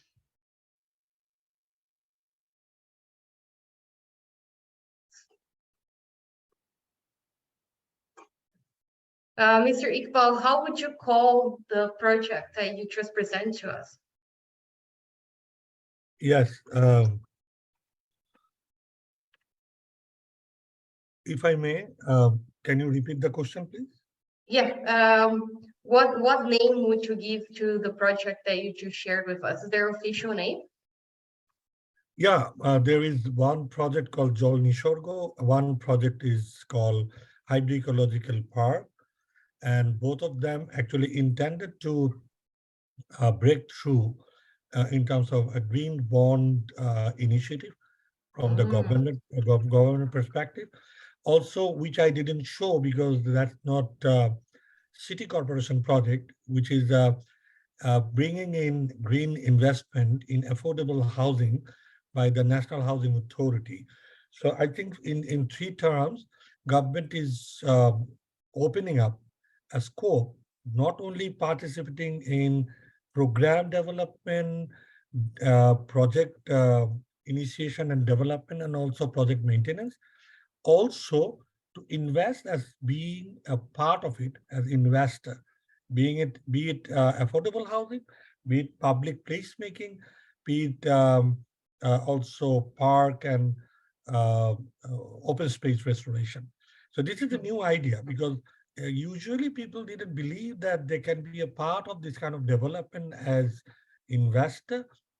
But I think now people are very eager that I do my own housing by participating in terms of square foot. Square foot became a green investment bond, a unit. So they are buying, say per year, they are buying 50 units, that means 50 square feet. They're planning to buy next year another 100. So at one point they can encash their 200 or 300 square feet by taking 200 loan as a 500 square feet apartment. This is just a new partnership idea from the government because government is keen to do it, but they don't have the money. So this is a new innovative idea of how people can take the ownership by, just like Abraham Lincoln said, by the people, for the people, with the people. So it's something like that. But green is the concern because we know that we don't have any other choice but to invest ourselves in green economy and green project to restore and prepare our cities for the huge climate migrants coming towards cities. And we are thinking that maybe 50% of the people will be in the cities in Bangladesh by 2041. At this point of time, just one figure, I conclude here, that this capital city of ours is having 1% of the total area of the country, having almost 11% of the total population in 1% area, 11% people, but generating almost 30% of the GDP. So this is the power of cities. So we are not negating the power of this or potential of the cities, rather preparedness encompassing all of these community facilities might change the whole, dramatically the whole problem into an opportunity. So that is what I think everyone is looking forward to. That's very interesting. Thank you. And I think here in this discussion group, we also have representatives from Bhutan. Kedrup, are you there? Hello, can you hear me? Yes. Yeah, we can hear you. I would like to invite you to share with us a little bit about the economic development policy of Bhutan. I understand that it also includes the green transition as part of it. So basically, the economic development policy 2016. So basically, it envisions to have a green and self-reliant economy sustained by the knowledge-based society, and of course guided by the Bhutan's development philosophy of gross national happiness, which encompasses both material and non-material aspects. And there are other non-material aspects includes the social environment and the psychological well-being of the population as well. So under this economic development policy, basically it recognizes the priority sectors. So basically in that we have 5 main priority sectors, which is called as 5 jewels. So in that, the 5 jewels are the hydropower, then second one is the cottage and small industries, then mining, tourism, and agriculture. These are the main priority sectors, but of course, other priority sectors are also identified in the policy. So in the context of transition to green economy, I think it gives priority in terms of provision of support from the governments in the areas where industries and firms are encouraged to adopt the clean and green technology, and in other green sectors. Then some of the sectors include like high quality green services, like education, health services, and even in the waste management services as well. So for now, I would like to stop here. Well, thank you. And Mr. Vida, would you like to say something? You have your hand raised. Sabina?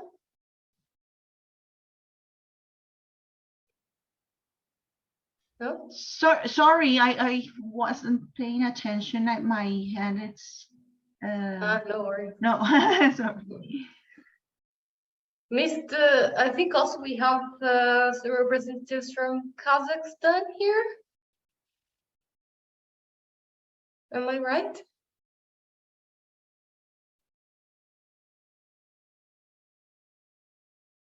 No? 1 second. Mr. Nurlan, are you there?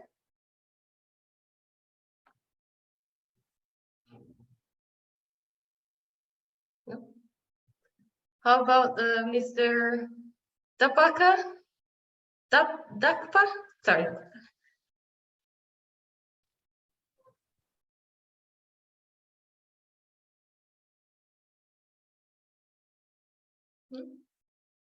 Has anyone seen any interesting policies from other countries?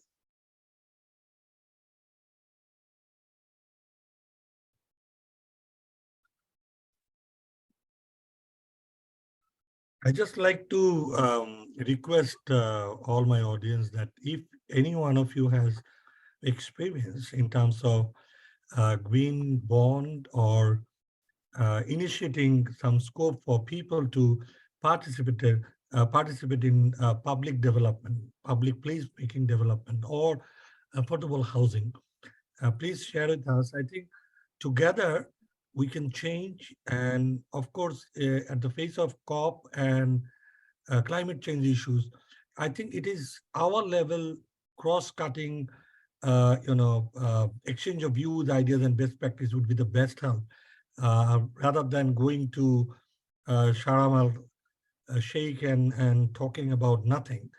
So I look forward to any kind of experience in affordable housing in terms of participatory program, where people can also participate in investment or public placemaking. If you have any best practice, Vivian, I would be very, very delighted to have those, exchange our problems, ideas in detail, and your platform can be a great help to generate that conversation and communication. Thank you, Vivian.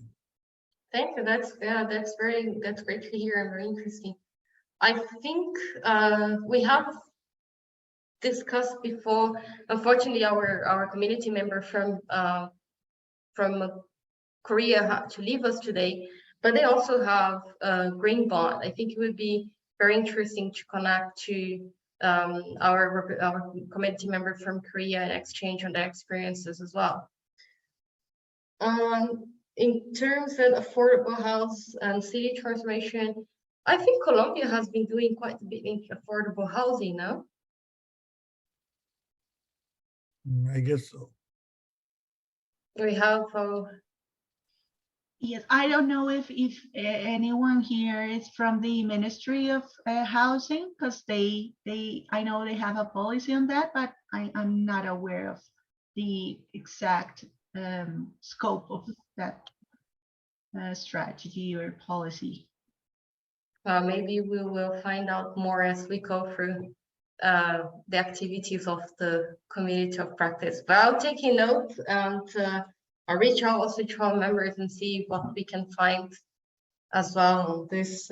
So green bonds, affordable housing, and city transformation, is that right? Yeah, and Vivian, I think that for the next time, maybe someone from the Ministry of Finance in Colombia. Colombia emitted last year green bonds and was, I think, the first country in Latin America in that kind of emissions, but I'm not aware of if it was intended to a specific projects or it's only for ecological restoration, or it's related to mitigation and adaptation in order to invest in, for example, in affordable housing. It looks interesting, like to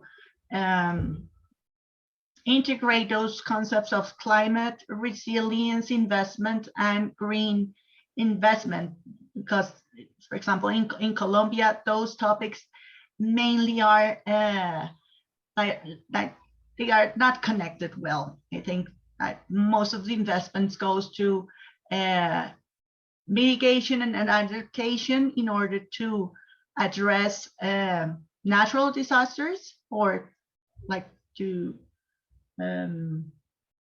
avoid those kind of natural disasters. But to green economy are not well related. So might be a nice discussion of how can we interconnect those policy instruments. Yeah, that sounds very interesting. Thank you. I think in 1 minute we'll be coming back to the main room to discuss a bit, see as well what the others have been discussing. If any other one of our community members would like to say something.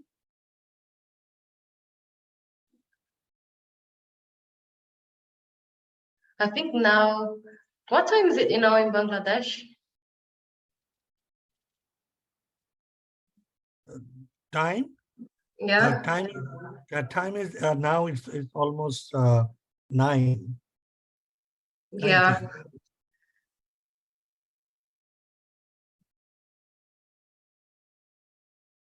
Okay. I think the others are coming back to join us.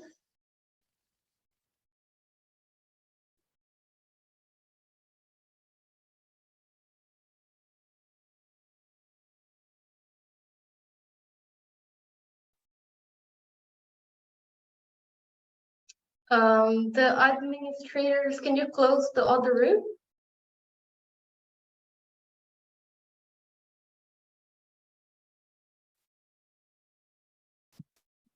Sí, ya en 46 segundos ya vuelven todos. Vale, gracias. Perfecto. So we'll be back in 40 something seconds.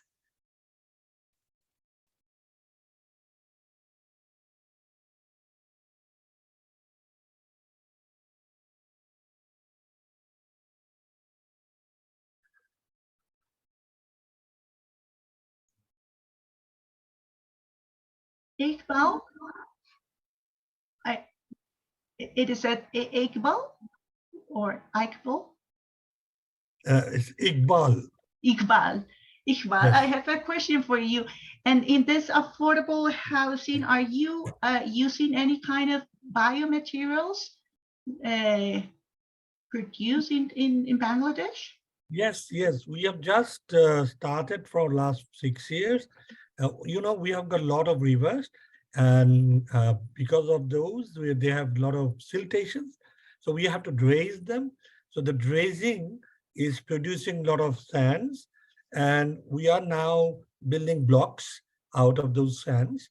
So it is like a byproduct from recovery of the riverbed, so that the water can flow very well. And also we are also bringing in that byproduct to have as our construction material. Yes, that is something is now a very good business prospect. So that is one. And we also are using for a long time jute, the core of the jute plants as our raw material to produce boards. So they are also a used substitute of wood. So that is another thing. And traditionally, we are accustomed with mud houses. So these composition of these three are evolving new ideas, innovations. People are trying, architects are trying, techniques and technicians artisans are trying, but it's very not very fast moving industry, but we are trying. We have some pretty good experiences, but the building blocks are pretty financially viable projects now. So because the material is coming out of another action to restore our river, so it's a beautiful symbiotic production. Thank you. Nice. Thank you all. Now we have the other with us from the other breakout room. Would anyone from the other breakout room would like to share what you guys have discussed?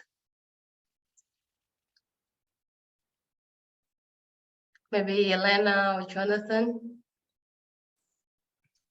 Hello, or Elena. I think Jenny will present for our group. Thanks, Vivian. Jenny's volunteered or been volunteered. I don't know which one. So over to Jenny. Well, we were discussing about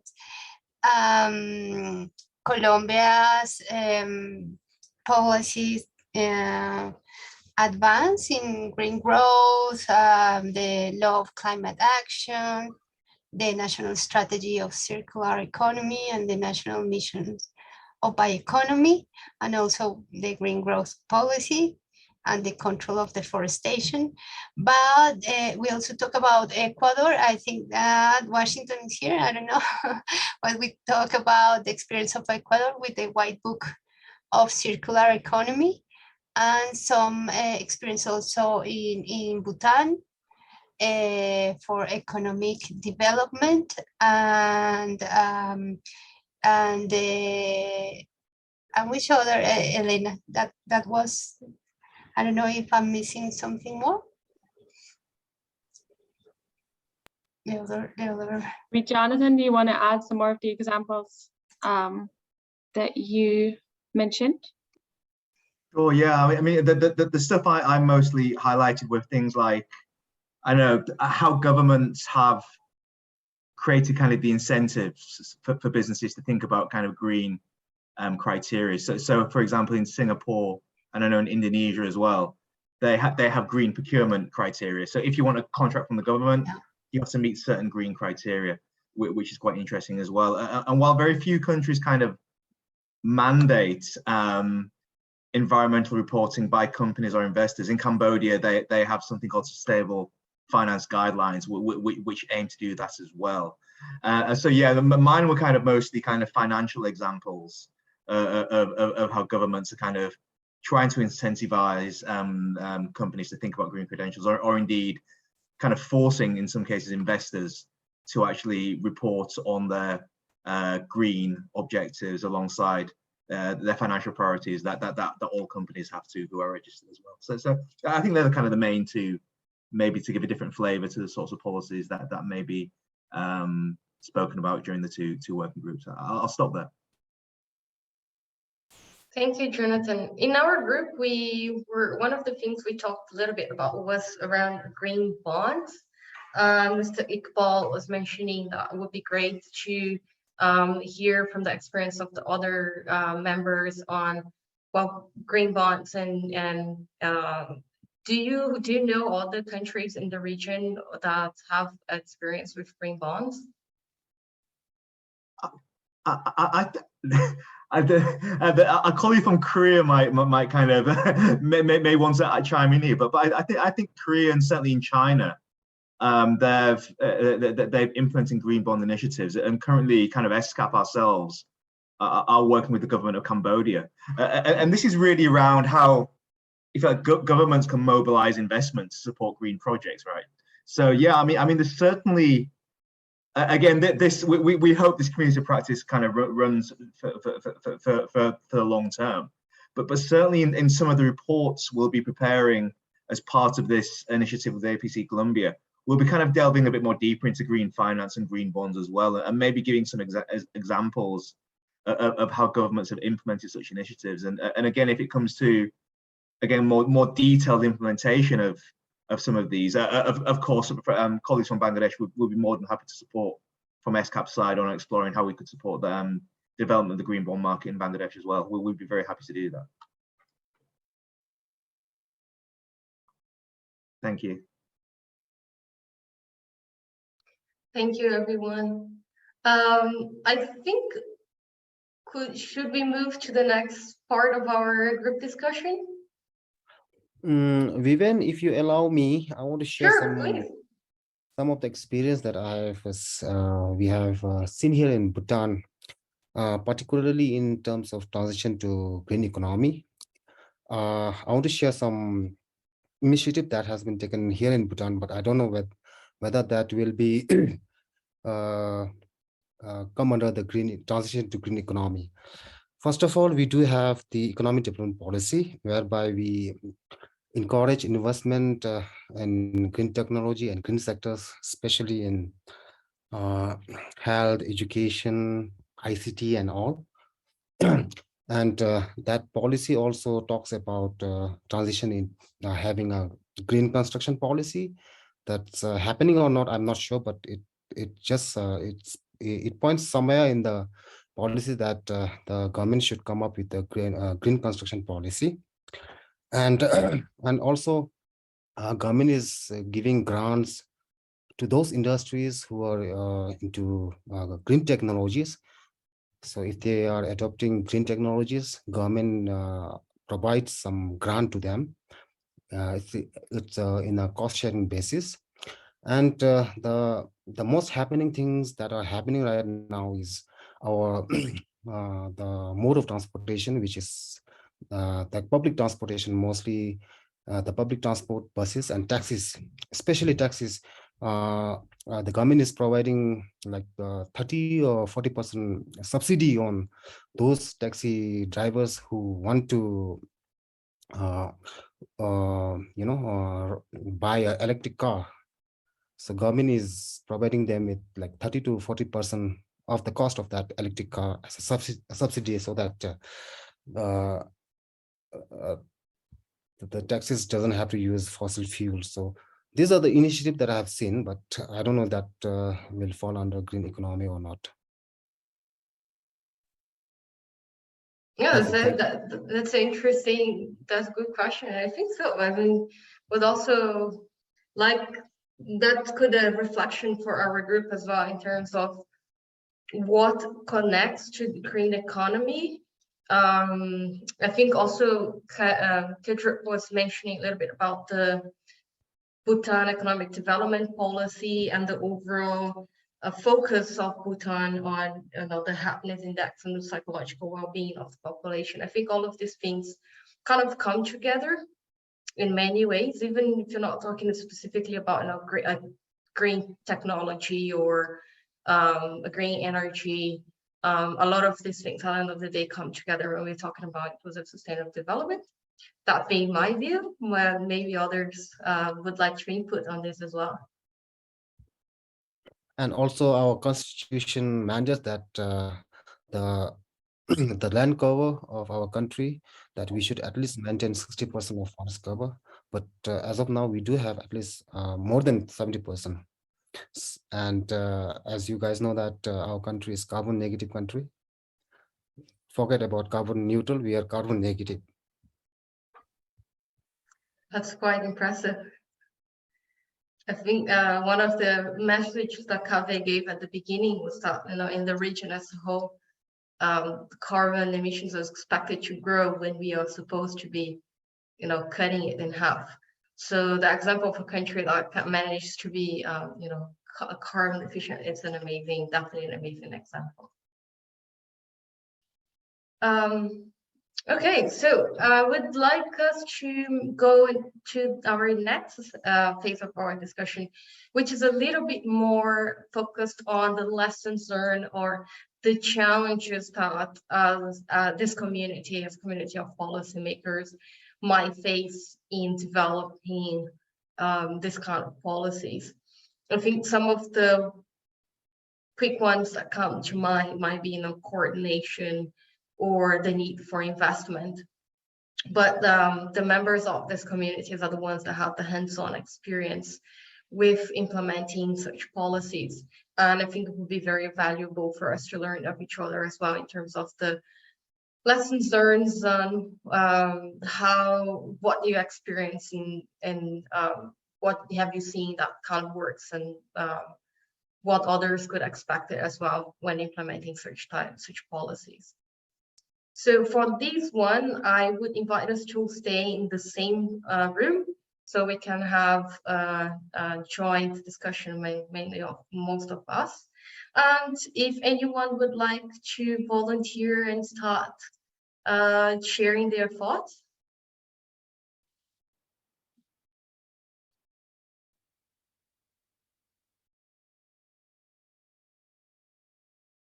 No? May I take this opportunity if no one is speaking? I am Sange Chofal from Bhutan. I just want to supplement my colleague, Mr. Penjo. In continuation to the earlier discussion, Bhutan has also implemented the revised tourism policy, in which we have increased our SDF, which, if I may try to connect it to green economy, we are trying to, trying to focus on minimizing the carbon footprint. So what we are trying to achieve is, while following the COVID-19 pandemic, our government has reconsidered the tourism policy in a way that the policy should benefit Bhutan economically in the long run, as well as taking into account our social interest. So this is the point that I wanted to add on what my colleague has shared to the forum before. Thank you very much. Thank you very much. Yeah.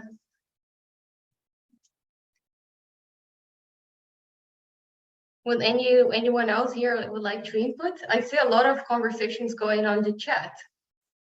Maybe you want to share some of that with the overall group?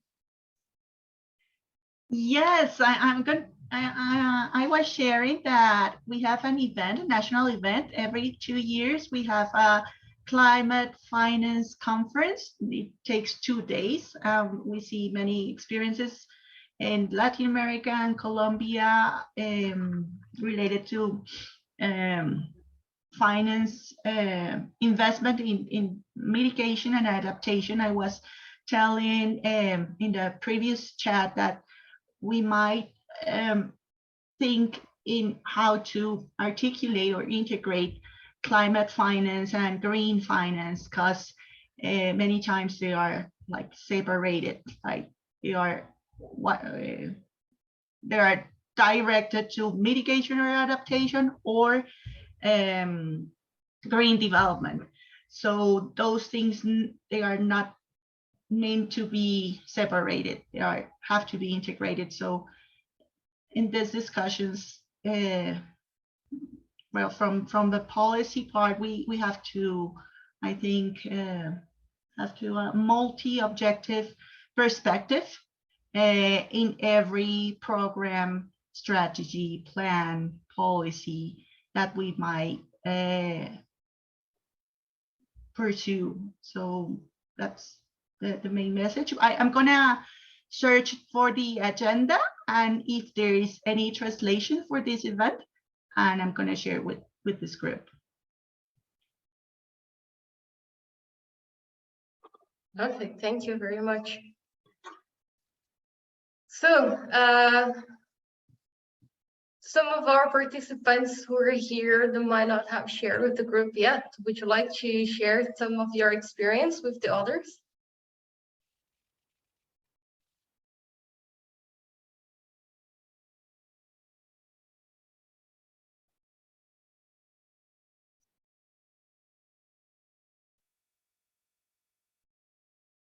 Well, so I think we have heard quite a bit from the interests as well as what's happening with some of in the Bhutan, Colombia,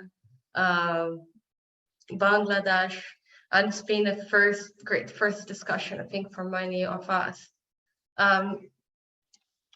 If anyone has any other topic that they would like to bring up, otherwise we can also wrap up our discussions for today. I have a question for you, Vivian.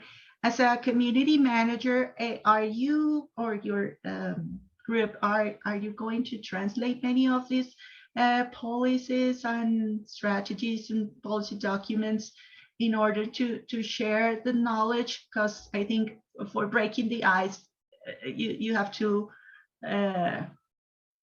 well, for me especially, I need like to first to read something and then to ask, because like creativity yeah, that's a good comes from reading, especially policy documents. So I don't know if we can spend some time to like to show us how this platform works and what kind of documents you share in this platform. Definitely. I think that's a very good opportunity to indeed take a quick look at the platform and show you how it works and what you can find there. And about the translations in the platform, if when we find Spanish, English versions, we add both. And normally, like if there is a piece in Spanish or a piece in English, I try to summarize a little bit what it's about. We haven't been doing the significant translations, but we hope that this is going to help everyone to interact a bit more with the content as well. Let me just share my screen so you can see a little bit how the platform looks like. So since I already joined the platform, this is what you see as the landing page of the platform. If you have not joined yet, what you're going to see is kind of like a website with the little button that says, please request to join. And then once you join, you will land here.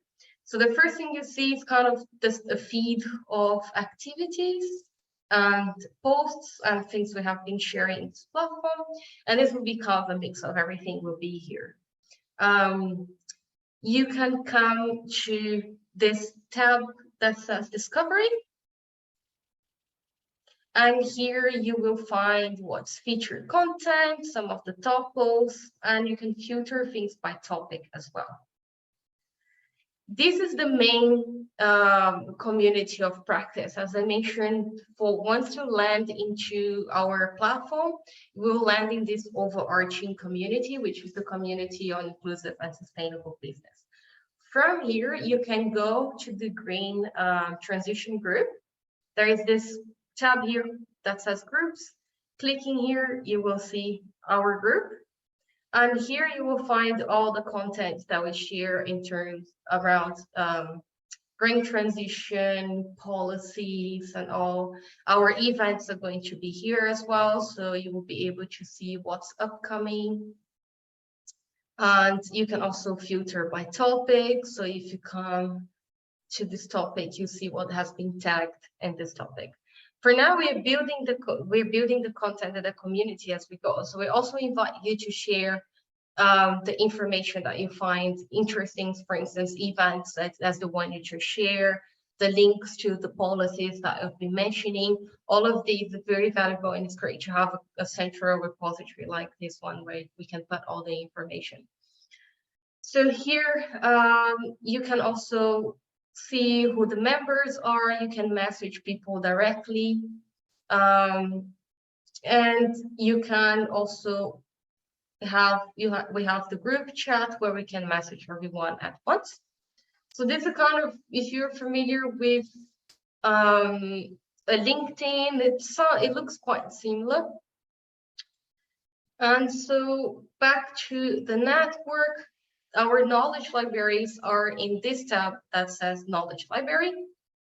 Once you click in the knowledge library, you will see the content that is already available. And here we're sharing first on the top, you see the documents are related to our activities. So for instance, if you click on our first technical webinar, here you will find the concept note, the agenda, and then after today, you will find the recordings of this session and also any other documents that are related to today's activities. And we'll be doing that for all of our activities. So if you come here, you're always going to be able to find all the documents.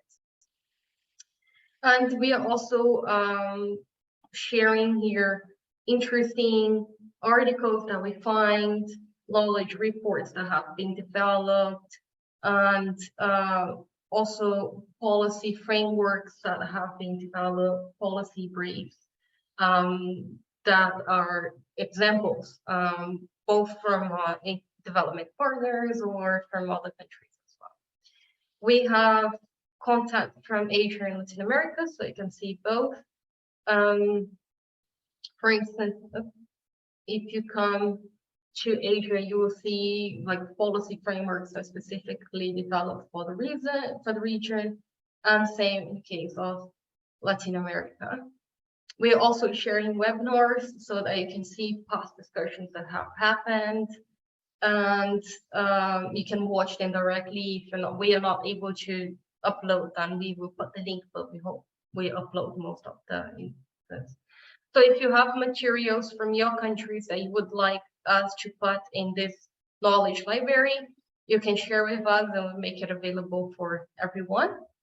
So as I mentioned, once you join, if you have not joined the knowledge library, you will not see this here. So you have to make sure you accept my invitation to join the knowledge library, and then you will have access to all the documents that we'll be uploading here. And any questions about our platform? There was a question in the chat on whether we are sharing the link again, and also if people are allowed to share the link with colleagues. So what I responded in the chat, for those that haven't seen it, and maybe if there's someone else wondering about this. So we will share the link with everyone again after the webinar. Many of you should have already received a link. So maybe also check your spam folders in case you have not, but we will make sure to resend it again so that everyone has the link.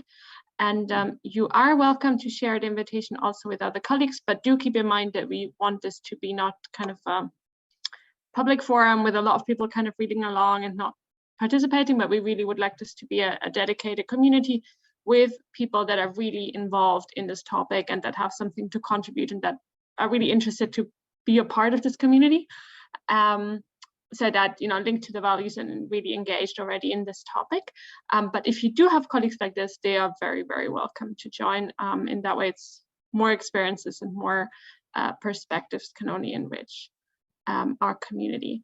And then if you do have colleagues who you'd like to invite, ideally, please let Vivian and myself know so we can also make sure that we send them personalized links to the platform so they can create their profiles and directly be included already in the group. Thank you. Yeah, thank you, Elena. That's right. And also, if you have particular interest, also feel free to posted on the platform, we'll be keeping a look at it. So anything that you share will definitely be seen, and definitely keeping track and being aware that certain members of our community might have interest on one area or the other, so that we can make the connections as well. And we'll be using the platform as well to pick your brains on some of the things that we're going to be working on as we move forward. So it'll be definitely great to have you there in the platform and contributing. So, as Elena said, the more people are there contributing who have concrete experience and in this area would be very valuable for the platform or for the community, in fact. And just also so you know, we created some quick guides for you to engage with the platform. So if you have any challenges, you can check here as well as our information sheet that explains a little bit about how to engage and the things we already mentioned. And of course, if you have any trouble with the platform, you can let me know at any time. And any other questions about the platform? No, thank you. That was very clear. Fantastic. Jenny, are you still there? Is this helpful? Sí, yes, thank you very much. Vale, gracias. Well, okay, I think with this, we are coming to the end of our activities today. And just before we leave, we are going to be meeting again in 2 weeks, more or less, on the 23rd of November for our next discussion. And in this discussion, we are going to bring together also representatives from the private sector. Also, if you think anyone from your that you have been working on should be joining this discussion from the private sector or in support organizations, let us know. And we look very much forward to seeing you on the 23rd. Okay, thank you. Thank you. Thank you so much. See you all soon. Thank you. Thank you. Before you go, we have a quick poll. So if you can answer a poll and let us know your opinion on the event, that would be very helpful. And of course, you can always come and let us also provide your feedback to us in the platform. We'll be happy to hear. But do also answer our poll. That would be very helpful for us. Thank you very much. Thank you. Thank you. Have a nice evening. Good night. Have a great night. Bye. Take care. Bye. Have a great end of the day for those in Latin America. Thank you. Bye. Thank you. Thank you all.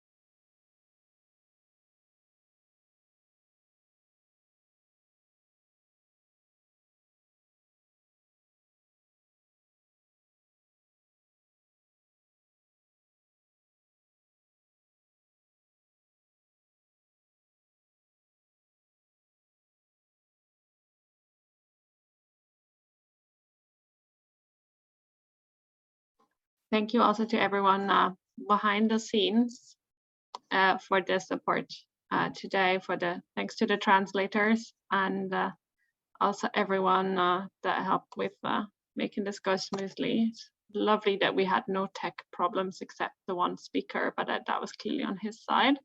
So that was excellent. Thank you so much. Indeed, thank you very much. for for the team in Colombia that has made this a very smooth operations for everyone. And I think we can now close the Zoom meeting. Okay.